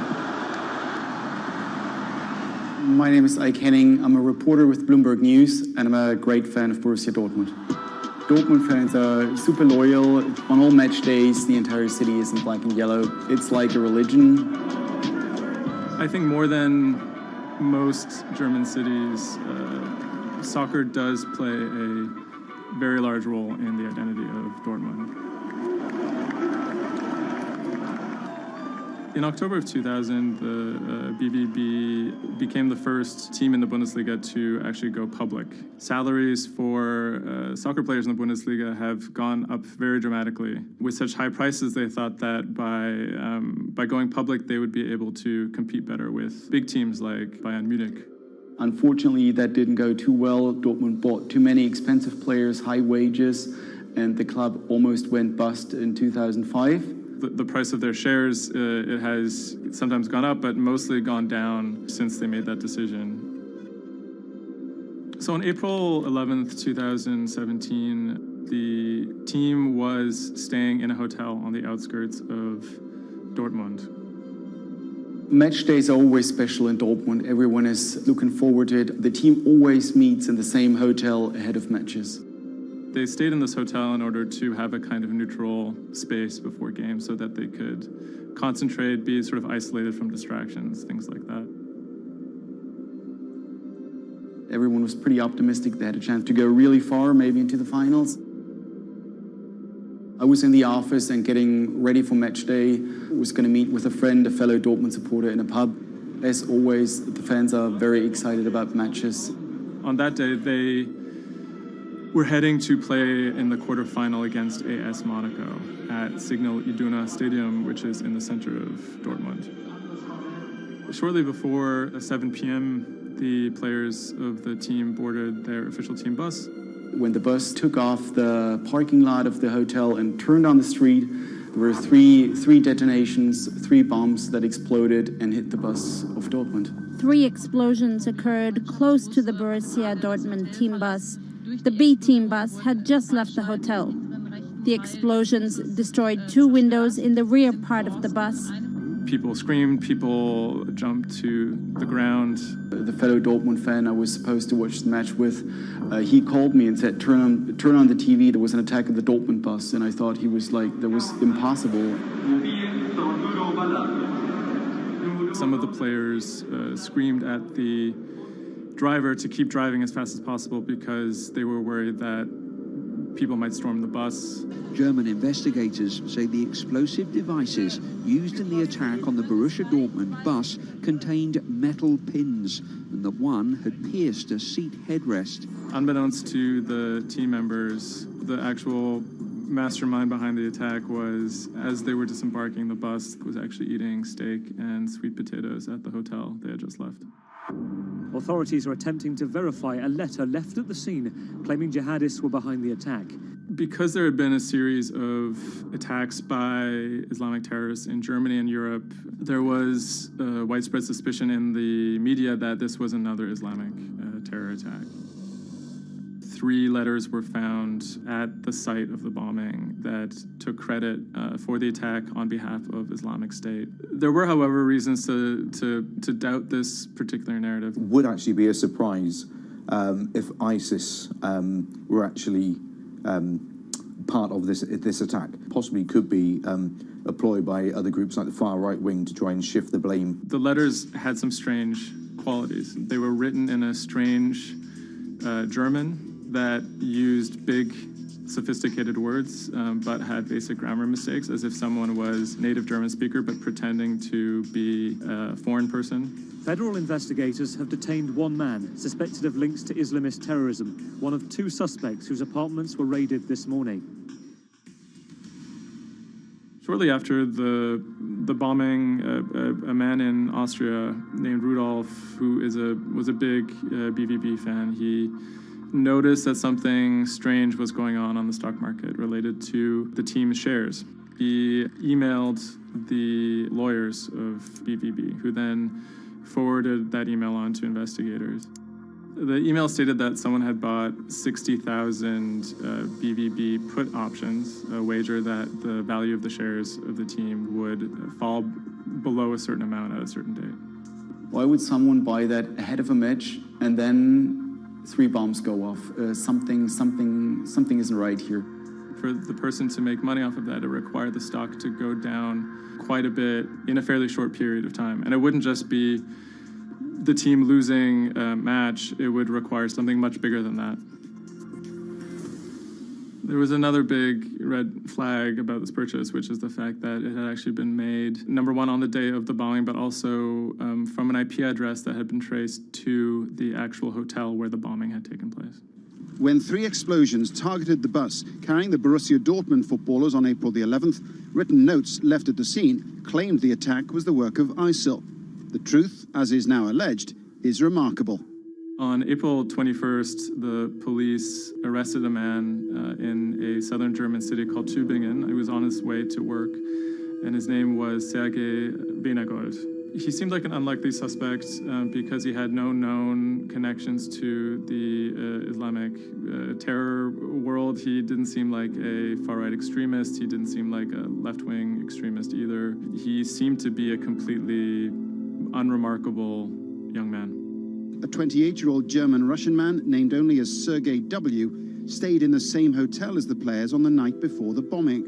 He specifically requested an upper room overlooking the bushes where the explosive devices were hidden. The media dissected why he would do that, what was his past. He had been inspired by the 2015 terror attack in Paris. And he noticed that in the aftermath of the attack, the stocks of French companies went down. And he believed that if an attack took place that was directed at a specific company, that the decrease in stock price for that company would be even more dramatic. It never occurred to anyone that someone would do that out of greed. We now know that the suspect bought 3 different derivatives on the Borussia Dortmund shares. With all these derivatives, he bet on falling shares. The suspect bought the majority of these financial products on the 11th of April, the day of the attack. If the plot had been completely successful and the stock had reached a value of 0, Benegold would have made up to 570,000 euros, or the equivalent of about $608,000. Ultimately, the plan completely backfired. The attacker, Sergei Benegold, didn't make any money. In fact, he lost money. In court, he would be extremely quiet. He usually kept his hands clasped together. One of the lawyers actually commented that he had never seen a defendant act so calmly. Benegold had served some time in the German military. From that information and from online research, he was able to figure out how to assemble remote detonated bombs that would do what he hoped to do. There were a few days of extremely emotional testimony, including the soccer players who described doubting whether or not they could ever play another game again. It brought everything back up, and it didn't quite help them to kind of process what was going on. Throughout it all, he sat there completely silent. The big mystery that was swirling around the trial was the question of why he may have simply done it because he wanted to impress a woman. Rebecca is a young woman who has a very troubled home life. She ultimately sees her relationship with Weinergold as an opportunity to leave that troubled home. Weinergold is a Russian immigrant to Germany. He speaks with an accent. He has anxiety in large groups of Germans. She begins to resent the fact that he has these fears and feels a little bit trapped. Rebecca attempts to dump him on multiple occasions, and he threatens to commit suicide if she leaves him. Weinergold apparently told Rebecca that she would soon be seeing a surprise. After being dumped via text message, he apparently began planning for this attack in earnest.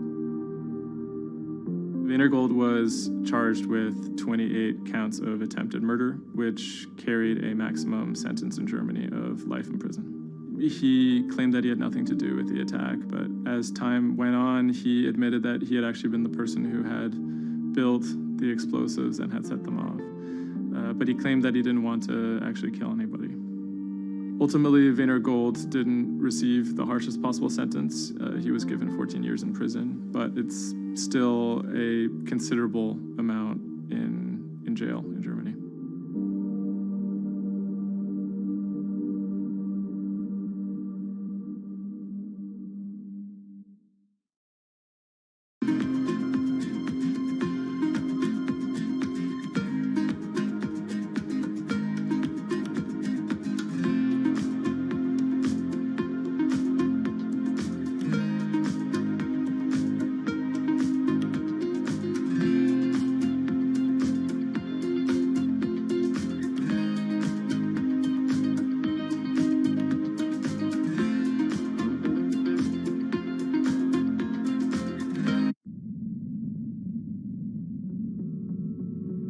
The threat of an asteroid hitting Earth is very real.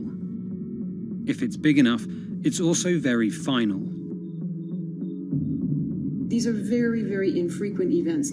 The probability is not zero, though. A blinding flash of light streaking across the sky. About 100 tons of space rock falls on Earth every day. Most of it is so small it burns up in our atmosphere or lands unnoticed away from major populations. No human in the past 1,000 years is known to have been killed by a meteorite, and according to NASA, no large object is likely to strike the Earth any time in the next several hundred years. However, one thing is certain: we haven't found them all. There are thousands out there, and we don't know where they are.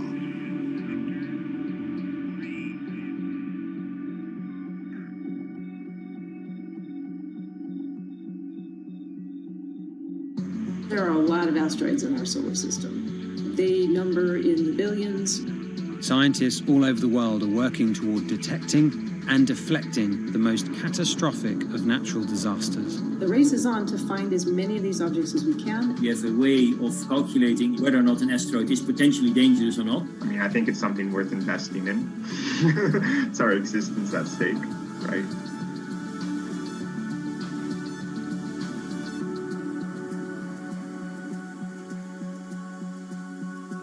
Amy, let's get this one out of the way. It's probably the question you get asked the most, but how scared should we be? Asteroids and comets are a natural hazard that's out there like a lot of other natural hazards. These are very, very infrequent events, these collision events, where an object actually impacts the Earth. The most important thing that we need to know about asteroids is when the next impact is going to happen and how bad it will be. What we know is that an object that's about, say, a kilometer across is capable of causing very, very wide devastation across the planet, really, truly global devastation. The object that wiped out the dinosaurs was somewhere in the neighborhood of 5 to 10 kilometers across, so even bigger than that. At a kilometer, it's still going to be very bad and it will have global effects. For objects that are capable of causing what I would call sort of regional damage, kind of a large major metropolitan area, a city and its surrounding environment, sort of around 100-ish meters. It depends on the details of the composition and so forth. By the 1980s, NASA was cataloguing near-Earth objects. In 1994, stargazers watched as comet Shoemaker-Levy 9 hit Jupiter. The resulting zone of chaos was estimated to be as large as the Earth, and the event became a turning point in the search for asteroids and comets in our solar system. In 1998, Congress tasked NASA with finding 90% of asteroids and comets 1 kilometer wide or larger. Soon after, Hollywood blockbusters Armageddon and Deep Impact brought attention and fear to the masses. The great news is that the vast majority, more than 90% of all the really large 1 kilometer near-Earth objects have been found. The challenge now is working down to these smaller sizes that are still quite capable of causing a lot of damage, but they're just harder to spot because they're fainter, they're smaller.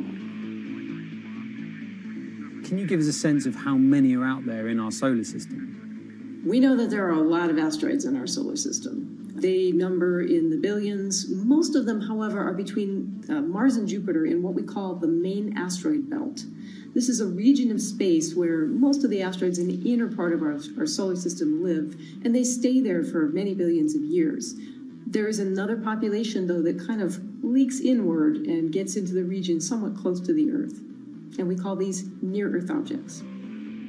We think that there are millions and millions of near-Earth objects that are out there in the total population. As of today, we know of sort of around 20, 25,000, something like that. When we first spot an object, we really know very little about it. We just see something moving across the sky. So all you get is just sort of a handful of snapshots, just enough to be able to tell that this isn't an asteroid that we've already seen before. And then once we can calculate the distance to it, we can now start to make predictions about its true size. Is it large or is it small? So we have a lot of information that we have to get pretty quickly to really understand what's going on. Finding asteroids is just one piece of the puzzle. Planetary scientists are extremely skilled in determining the orbits and speeds of asteroids based on relatively small amounts of data. NASA runs simulations of the trajectories asteroids could take, which is useful but time-consuming. A team of scientists in the Netherlands have found a way that could buy us more time. Our method is very quick. So you can very quickly get an assessment of whether or not the object is dangerous or not. If you look at the classical way of determining the danger of an asteroid, it may take days of computing time on very big machines to determine this hazardousness. The current problem is that there's just too many asteroids out there to spend a huge amount of computational power on all of them. So the neural network allows us to focus on what really could go and pose a hazard to Earth. A neural network is a computing system that mimics the way the human brain operates to find underlying relationships in a set of data. By training the network in this way, you train it in recognizing those objects that are most likely to hit the planet. And once it's trained, you can apply this network to all the unknown asteroids. And then you can make a selection and saying, hey, these are the ones which appear to be having orbits similar to the ones which we know are hitting the planet. That doesn't mean that they do, but it only means that they look very similar to the ones we know they do. What else did you find? Should we be particularly concerned about anything? One thing that we did find is that our neural network was able to go and identify a handful of asteroids which weren't considered potentially hazardous, that when we went and integrated them forward in time, they came quite close to Earth. We find a handful which were not detected before or not considered being dangerous before, and we think they are potentially dangerous. It's very hard to simulate kind of going forward in time an asteroid that's going to hit Earth because, well, the Earth is really small. And space is really big, and then you have to have very exact parameters to shoot an asteroid that goes and hits exactly Earth. And then Simon had the ingenious idea of not even trying to do that and just launching the asteroids from Earth's surface and integrating backwards in time. It's very hard to make it hit. So you need a lot of calculations which all end up in nothing. And the idea was then like, well, let's not do that. This is basically what NASA is doing. NASA is taking an asteroid, making multiple copies of them, shooting them all forwards in time, calculating their orbits, and then see what fraction sort of gets close to Earth. Not even hitting Earth, but getting close to Earth. And that they call it a potential impactor. So you calculate the solar system forwards in time for, let's say, 1,000 years. And then you launch asteroids from the surface as if they, if you go forwards in time, would fall on the surface. You calculate them backwards to today, and then you get your orbital parameters of today's asteroids, which you know will land on the planet. And those you can use as known impactors and compare with all the other asteroids in the solar system. Can simulations and AI, can those things fill in the gaps where perhaps telescopes and other imaging tools can't? Absolutely. Since the observations get more complex, the physics gets more complex. And if the physics get more complex, the mathematics becomes more complex. And at some point, you can't solve your problems analytically anymore. And then this is where the computer comes in. Now we have this trained neural network. We have a way of calculating in a fraction of a second whether or not an asteroid is potentially dangerous or not, and therefore deserves more attention or more time to spend on for really finding out if it is dangerous. When it comes to hunting asteroids, time is critical. What we can do about a potentially hazardous object depends a great deal on what we know about it and how much time we have before the encounter. We'd really like to find them when they're decades away, because the more time you have, the more options you have, and the less energy it takes to move an object aside. It also means we might not have to resort to launching a nuclear warhead at an asteroid. Until recently, pretty much our only choice. That's an option of last resort, in my opinion, yes.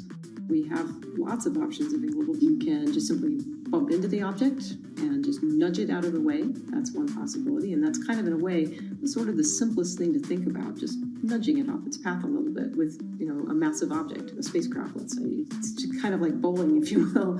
If you have a long time or a long stretch of runway in the lane, just a very small twist on the bowling ball will make a big change in where it ultimately ends up. Another option would be something where you take a very big, massive spacecraft and you park it next to the object and you use the force of gravity as a towing rig. That takes longer, though, and you need to be able to send a pretty massive spacecraft, and it obviously depends a lot on how big the asteroid is.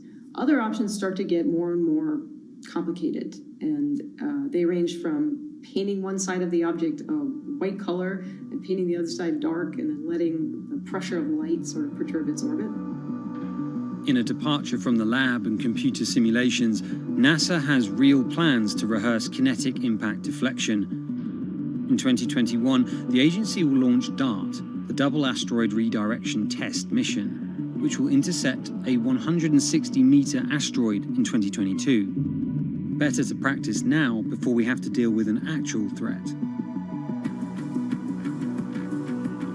In the meantime, discovering asteroids is our best bet. Thousands of scientists and amateur astronomers around the world make up an informal network that survey the heavens. But that may not be enough. NASA wants more resources to map our solar system and better technology. We need to ramp up our network of sensors, and also we need to just continue to strengthen our network of international observers so that we can get follow-up, because we find these objects when they're distributed all over the night sky. Once we get more observations, we get better data, we can make better predictions. If you look at the big impactors we have had in the last, let's say, 20 years, or maybe 30 years, or 50 years, most of them we haven't seen coming. So the real danger, I think, comes from the objects we don't know about, and not from the objects we do know about. This particular natural disaster, like a lot of natural disasters and like climate change, is a problem of the global commons. So the thing that we risk collectively is that it sort of then becomes nobody's problem, and nobody takes ownership over it. The asteroids are all over the sky. They just truly cross boundaries and borders with a second's notice. I kind of imagine in the future maybe lots of small satellites around the Earth that are always going and looking outward. I mean, I think it's something worth investing in. It's our existence at stake. right?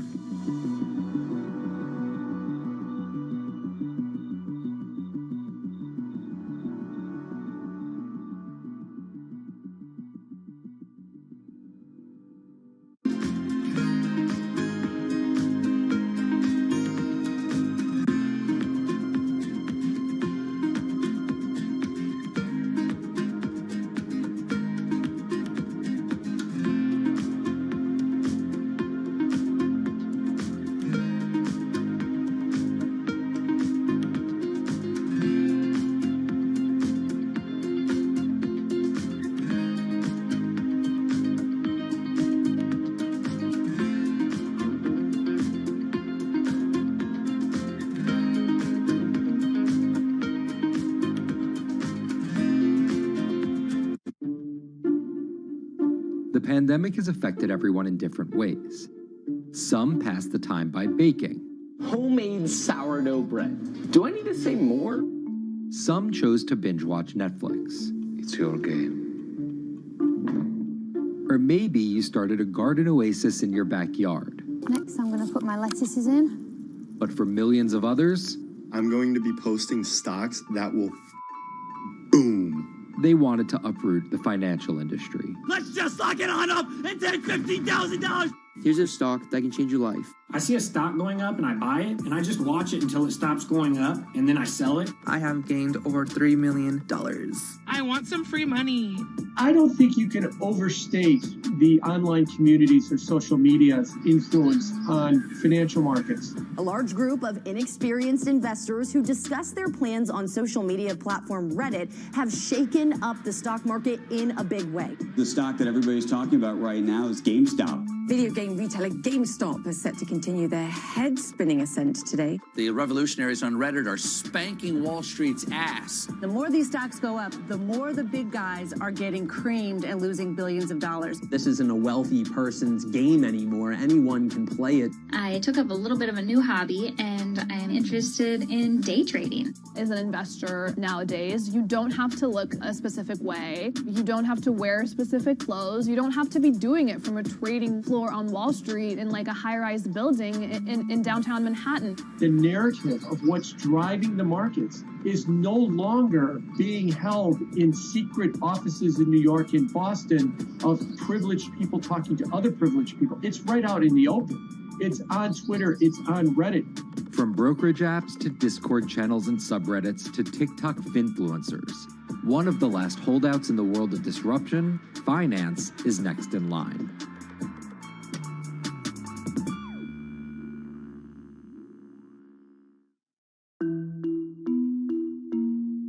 Investing should be as ubiquitous as shopping online. That's Vlad Tenev, the CEO of Robinhood, the online brokerage app, talking about how he wants his app to disrupt the world of stock trading like Amazon disrupted the world of home shopping. And I think that speaks to exactly the mission that a platform like Robinhood has, which is to democratize investing.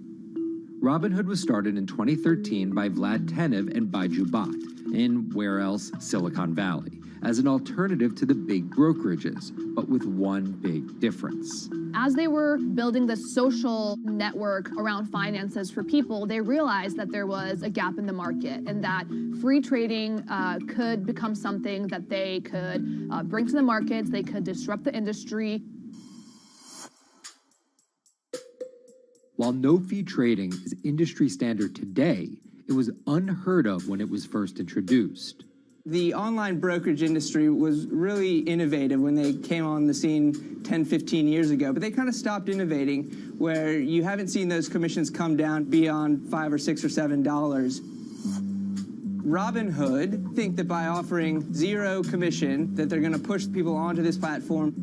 And on top of no-fee trading, the customers Robinhood was courting have been long overlooked in the world of finance. So the typical customer of a Charles Schwab, for example, is putting a lot more money in that brokerage account than the typical customer at Robinhood. Even today, with all of its popularity, the median account size is about $240. The Fidelities and the Schwabs and the E-Trades of the world, they look down their nose at those kind of accounts. I don't want a $1,000 account. They're just a headache. I want a $100,000 account. And this is key here, right? Because the thing about Robinhood that's different than every other single brokerage platform is how easy it is to use. The design of the Robinhood app really has in mind a user who might be coming at this absolutely cold. The fonts are very well sized, the shapes, the colors, all of that is something that the founders of Robinhood paid really close attention to. And by creating an interface that catered to a newer investor, they were able to gather a pretty healthy group of customers. And by 2019, they had about 10 million customers. Those 10 million customers were a huge success story for Robinhood, but no one could have predicted its explosion after the arrival of COVID-19. Remain indoors to the greatest extent, and 100% of the non-essential workforce must stay home. What we saw when the pandemic hit was the growth of Robinhood users absolutely turbocharged. And oddly, you saw this surge in interest in stock trading. Then they saw the absolute surge in 2020 in customer growth. And now, by many accounts, they have more than 20 million customers, which is pretty extraordinary. So the next step for them is to figure out how to monetize those users and how, even with their small account sizes, to get them to grow with the company and, as it releases more products, come along with them.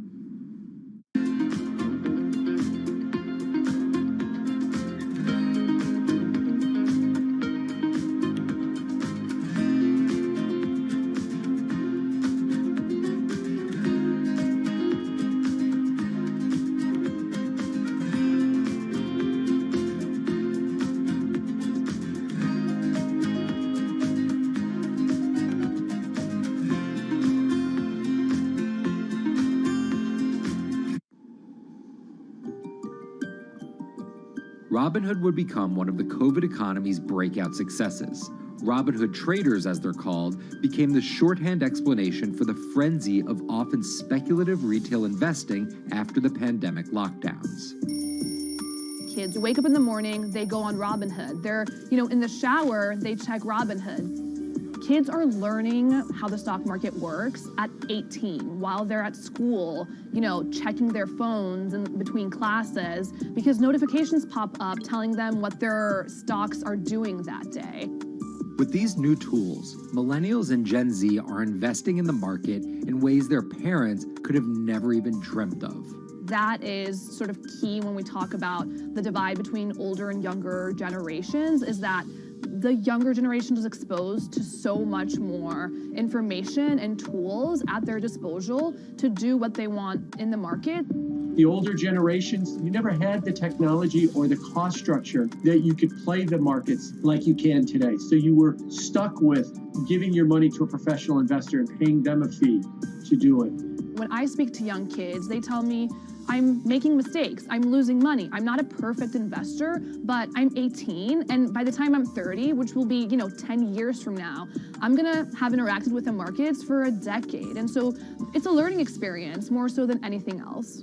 And you can look at it and you can say, wow, that's risk-taking, that's dumb, but if you could possibly shave 10, 20 years off your working life versus adding 5 years, I don't think you can fault people for that. But Robinhood is only part of the puzzle. Sure, you can trade on it, but without research, information, and data, you're just blindly throwing darts at different stocks and hoping to strike it rich. Wall Street forever has always run on what we now call narratives or memes. People telling rumors to each other have been around for 100 years. On Wall Street, information is its own currency. Historically, either you had it or you didn't, and the people who had it had a huge advantage. In the past, those narratives and memes didn't have a network effect. It would be one person telling another person over the phone. In fact, when I broke into this business in the 80s, a lot of people used to complain that they weren't on the call list to get those ideas. Social media changed all of that. Fast forward to 2021, that's being done on the internet now. And that's being done on Discord and Twitter and StockTwits and Reddit. And the impact is very similar, but orders and orders of magnitude larger. As social media has played a bigger part in our lives, it's also played a bigger and kind of more important role in how people find investing ideas online and on these platforms. How do those ideas spread? On TikTok. Yes, that TikTok. Soon may the weatherman come to bring us sugar and tea and rum. People aren't just going to it for sea shanty videos. The personal finance hashtag on TikTok has garnered 3.5 billion views from its 1 billion monthly active users. By comparison, videos found under the cooking and health tips hashtag have 2.6 and 2.1 billion views respectively. The trajectory of Robinhood and TikTok were literally on par. What happened in the stock market this week? So the word of the week is expectations. Absolutely essential that you guys understand the risks of shorting. And Kayla Kilbride and Kyla Scanlon are two of those financial influencer TikTokers, also known as finfluencers. I think people still care about fashion, they care about culture, but it's also like there's this big behemoth thing called the stock market that we really don't know a whole lot about, and it's gatekept behind the industry. And so people like want to unpack that. And so my audience is, a lot of them are younger investors who are looking to hone their skills. Tech and write-up. Kyla and Kayla are two of the more, let's say, professional TikTok influencers. The Tesla ARK Bitcoin Biotech Risk Cluster. I've been trading since high school, and it was a really interesting way for me to fill out my decision-making frameworks and to think about thinking. And I think that the more that we can have people thinking about finance, the better that we're going to progress as a society. I think it's a huge gap in our educational system. If you're going to buy an option for a stock you think is going to go up, it's a call. So think of it like this. I made the options video where I was like, options are just like shopping. Rumor has it that this pallet's about to go up in price. So if I come in tomorrow, can I still buy it at said price? And a ton of women just like attacked that video and were like, you explain things so much better than my boyfriend or my professor, or like I could sit and listen to you all day. And I was like, this is what I was looking for. But TikTok's algorithm does not reward calm and measured videos about responsible investing. It rewards this. Watch this video for 30 seconds and you'll be rich for the rest of your life. I try not to say the A word, the ALGO word, because TikTok listens to us. The algorithm does impact how you feel. You know, you do notice which videos do better versus which videos do worse. How do you catch someone's attention in less than 60 seconds? And how do you make it something that they're like, I need this in my life? Nearly impossible to do that in 60 seconds. But the people who perfect it are the people that you're going to watch and going to stick around. And where people are sticking around? Reddit. And its nearly countless subreddits about finance. And by far the biggest one of those is Wall Street Bets. There's a lot of social media platforms out there, but Reddit is like the social media platform for finance. Places like Wall Street Bets is where it all goes down. Started in January 2012, it wasn't long before Wall Street Bets adopted a 4chan-like etiquette, leading to their tagline, like 4chan found a Bloomberg terminal. We had all these unexplained stock moves, and we would be grasping for why stock XYZ jumped 20% in a day. And you would look at Wall Street Bets, and you would see people there talking about buying options in that stock, and it sort of, squared the circle, so to speak, and started making sense. And it was at that point that it was like, wow, we have to start paying attention to this. Some people on the platform really spend tons of time, and others are just looking for entertainment and to have a little bit of fun, effectively gambling or looking for an outlet, trying to make a little bit of money. Then on top of all of that, there were stimulus checks. Now, clearly, this money is going to people who need to use that to eat, to live, but there's a lot of people who use this money to invest in the stock market. And it's not just stock tips. People quote-unquote YOLO their entire life savings or stimulus checks on a single stock. They post what is called gain and loss porn, screen-grabbing staggering hits and misses on stocks for the entire community to see. I am about to lose everything. And while some of the people on Wall Street Bets are novice investors, the community contains multitudes. In one respect, what it did show us among these network groups is they are very sophisticated. They're not a bunch of ignorant people talking to other ignorant people. And this is where the pieces of the puzzle all come together to wreak havoc on Wall Street for a solid week in early 2021. It's pretty clear that the combination of more people having retail brokerage accounts and trading apps and more people being stuck at home looking for some kind of entertainment and some kind of community online came together in this very singular way. What came together is GameStop. Let's go back to the beginnings of what happened with GameStop a couple of years ago. On the boards like Reddit and StockTwits, a lot of people were talking about GameStop as being attractive value. Some of them are even, Wall Street alums who left the industry and now still have access to tools that they can use to improve their financial well-being and make very good decisions. And I think Roaring Kitty is a perfect example of that. GameStop is one of the most compelling asymmetric opportunities in the market today. Really, I don't understand how you could disagree with that. At the same time that this crowd was talking it up, the hedge fund institutional crowd didn't like this stock at all, and it had the largest short interest of any stock in the New York Stock Exchange going into late 2020. Short selling is a bet that a stock price will fall, and it's a fairly simple concept. An investor borrows a stock and then sells it. The investor is betting on buying the stock back later for a lower price before returning it to the original owner, pocketing the price difference. What a short seller would tell you is that they almost act as a policeman in financial markets, or they're at least looking for companies that aren't what they say they are. And that can range anywhere from an outright fraud that some short sellers try to expose to just a company that's not worth as much as investors think it is. The problem is, if the stock price rises, the short seller has to come up with the money to buy the stock back. And the more it rises, the more it costs. And that's what's called a short squeeze. And the hedge fund Melvin Capital was on the wrong end of that squeeze. Melvin Capital lost over 50% of its money in the month of January alone, just from being caught in the short squeeze of the stock. This is where the disruption comes in. One of the most wild stories you're ever going to see. GameStop shares absolutely going nuts. In less than a year, the company's stock has jumped from less than $3 a share to almost $350. Cheers, everybody! Roaring Kitty has turned $50,000 or so investment into some $14 million. Whoa! Investors all over social media use the free trading app Robinhood to wreak havoc on Wall Street. They're actually piling on into some of these stocks to really hurt the professional short sellers. And they all used Reddit, Twitter, TikTok, and Discord to tell one another to keep buying and, quote, hold the line and not sell GameStop. People are getting cheerleaded for jumping in, buying at the highs. They're saying, keep going. And it was working too, until Thursday morning, the trading app Robinhood sent out this tweet.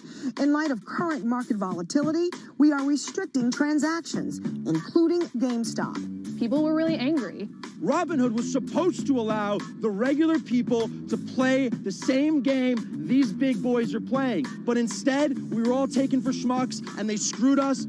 Shares of GameStop are jumping again now that retail investors are being allowed to buy shares of the stock. But what we learned is that when people organize online, they have the ability to disrupt the market.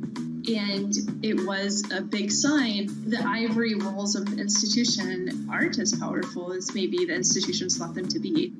I don't know if pumping up GameStop was the best use of billions of dollars, but I think that as a signal to society, it was pretty interesting and powerful.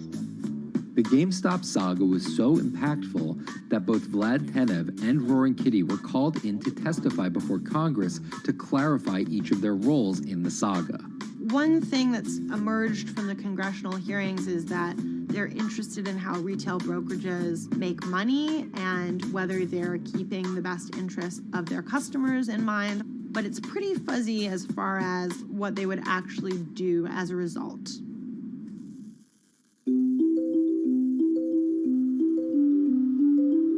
While the frenzy around GameStop eventually subsided, it didn't take long for retail investors to find other areas to invest their money. Take a look at Bitcoin going bananas over the weekend. Bitcoin forms a brand new all-time high. It was after GameStop started to drop that we saw Bitcoin really go up to over 60,000. How much further does this rally have to run? It's compelling to say that money shifted from one venue to the other. While correlation doesn't equal causation, there's a chart out there showing an inverse correlation on meme stocks going down and cryptocurrencies going up. There's definitely an aspect where people are making money on stocks and then moving, they're agnostic, they're not hedge funds, they can invest wherever the hell they want. It's a classic sort of momentum trade. They're going to wherever the winners are and they're willing to jump on and, ride it. So whether it's meme stocks like GameStop, meme coins like Dogecoin, or entirely new ways to invest in art like NFTs, the new kind of retail investor is making its presence known. Over the next 10, maybe 15 years, you're going to continue to see, whether by choice or by force, that baton go from older generations to younger generations. I don't think any single app is going to be the thing that disrupts. I think people are the disruptors. How people get ideas about what to invest in has become increasingly entwined with social media. And as social media companies govern more and more of our lives, the fact that now they're tied in more intimately to people's wallets is something that we might want to understand better. Usually what disruption, I think, means is technology comes in, whether it's blogs to the newspapers or online retailing to brick and mortar. They come in and they're in the same business, but they just do it in such a gigantic cost savings that it causes everybody to switch. Well, that's the risk that happens here, is that it's so much cheaper to just manage your own money. We're not there yet, but costs and conveniences are moving in that direction. So I'd say, Wall Street, you haven't been disrupted yet, but you could be in the coming years, and that the final chapter on this story hasn't been written.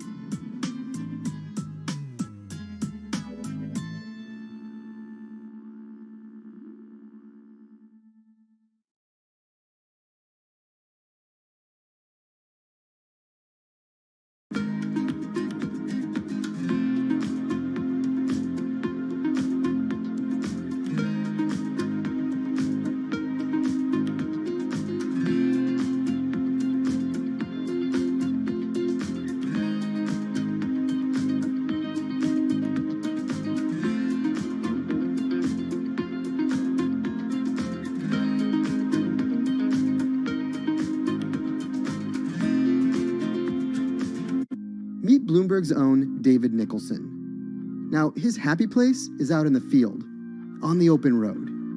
But like the rest of the world lately, he's been working from home a lot more than he's used to. COVID-19 has prompted a massive urban exodus as professionals of every ilk yearn for more space to live and work. As a result, rural areas have exploded, and they're poised to experience a resurgence as more and more families pack up and leave the big city to try out life in the burbs. But there's one problem with that. Not all internet speeds are created equal. Anyone who might need to upload or download large files for a living may not want to pack up and move to that cabin in the woods just yet. Now, David's house isn't a cabin, but it is in the woods, and inexplicably, his internet is workable. My internet is okay. I pay a lot for it. It's around $140 a month. The download speed's great, and the upload speed is terrible, which is really bad for my work because I have to upload these massive files. But I'm definitely one of the more lucky ones in this community. Just a few miles down the road, my buddy has awful internet. It's usually under 2 down and under 0.2 up, so it's often unusable.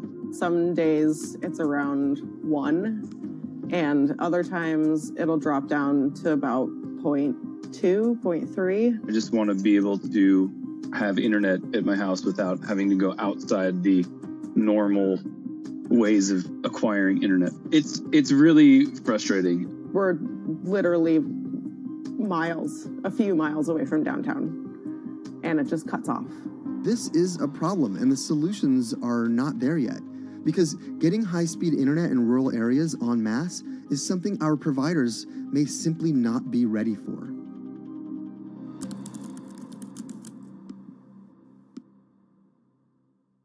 If your internet service doesn't have fast download and upload speeds, then you don't have high-speed harmony. You have. Americans on average pay about $70 a month for internet at home. But in rural areas, it could cost a lot more for a lot less service.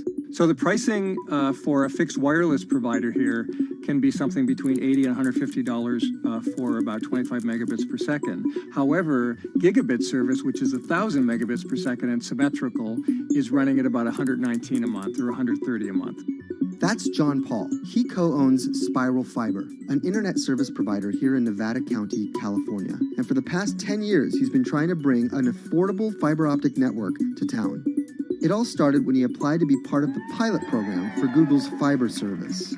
Across the country, civic boosters have been going to extremes, chanting, singing, Google in the morning, and marching, trying to get the search engine giant to look at their town. The internet these days is crucial to be in the world, to be a part of the world, and to be connected to your community. Google ultimately went with Kansas City, Missouri, which left Paul on a mission to get funding to lay out fiber optic networks for gigabit service. Over the next several years, he would attend conferences and pitch venture capitalists and apply for grants to make his vision come to life. One of the biggest roadblocks to building infrastructure for the internet here in the United States are the existing large providers. They have their land staked out. They would prefer that nobody come in and compete against them. In 2013, we applied for a grant. We went down and met with the commissioners at the California Public Utilities Commission. It was an arduous process to get funded, but we finally did against all odds. We got a $16 million grant, and then we went out to seek venture capital. Then, in March of 2020, the pandemic hit the world. Everybody got locked down, and everybody came home, and everybody started using the internet. And I remember seeing on one of the local fixed wireless providers' websites, they've said, hey, we know you're all staying home, but please don't use too much video, and please don't use too much bandwidth. And I thought, that doesn't work. The U.S. connectivity gap is far greater compared to countries that are considered its peers economically. Some developing nations actually have better internet than rural America, like in Kenya, which has a state-of-the-art fiber optic network fed in from their coastline. The American connectivity gap does largely affect rural areas that are either outside of service coverage or simply prohibitively expensive. This is Rebecca. She and her family moved to Nevada County just a couple miles down the road from David. They took for granted that high-speed internet would just exist in the area, and it's not something they even bothered to check on before buying their house. Turns out, all they got was dial-up. We wanted to move where we had a little more space, room for the kids to run around, just be out in the mountains a little bit more. Having come from a bigger city area where Wi-Fi is pretty readily available, we hadn't really considered that in our purchasing of the house, whether that would be an option or not. When school started, and now that we are remote learning with our children and we're doing everything from home, we didn't have the option to do that at our house. So every day when school would start, we'd have to pack the kids up and we'd go to my in-laws' home. They have a little cabin up in this area that does have Wi-Fi already. Rebecca's situation is the norm in rural America. According to data from the Federal Communications Commission, just 4% of urban Americans lack access to broadband internet. That's compared to almost 40% of people who live in rural areas. While that was the case, there were also racial and socioeconomic divides in terms of who had that access. In addition to that geographic difference, low-income African-American students, Latino students, and first-generation college students were more likely than others to have only one device at home that's shared among multiple siblings and or lack access to that actual connection. For most American towns, there's also a lack of competition, forcing internet prices up. And large providers like AT&T and Comcast aren't incentivized to expand service to these rural communities. This is how Xfinity makes life simple, easy, awesome. So in our area, we have a small imprint of Comcast, but they're not going to go out to the more rural areas. It's just not cost effective for them to do it as a large company. In order to lay fiber cable, you're actually physically digging trenches into the ground. And for internet service providers, they're primarily focused on maximizing their profits. And so the fewer customers you have, in any square mile and the more fiber you have to lay, that's just kind of harder to pencil out from a purely economic standpoint. AT&T released a statement on the matter, expressing the need and desire for government assistance to fund fiber optic expansion to areas deemed unprofitable. Comcast released a similar statement encouraging more public-private collaboration on this effort. Federal agencies do offer grants to help communities build broadband networks, but many have argued that there's not enough flexibility on how to use these funds. The COVID-19 relief package passed by Congress in March and signed by President Donald Trump awarded $43.3 million to 51 projects on the East Coast alone. But it also stipulated that these projects needed to be up and running by December 30th. For contractors who plan projects months and years in advance, it's a scramble to rearrange their schedules to meet that deadline. So what we've been asking the federal government to consider is at least have, as long as the projects are getting started, knowing the projects are being put into place to expand both remote learning, working from home, and opportunities like that that are truly driven from COVID. We're moving as fast as we can regardless, but hopefully they'll give us some more time. Talking to John Paul, it's clear that he believes broadband is something that can transform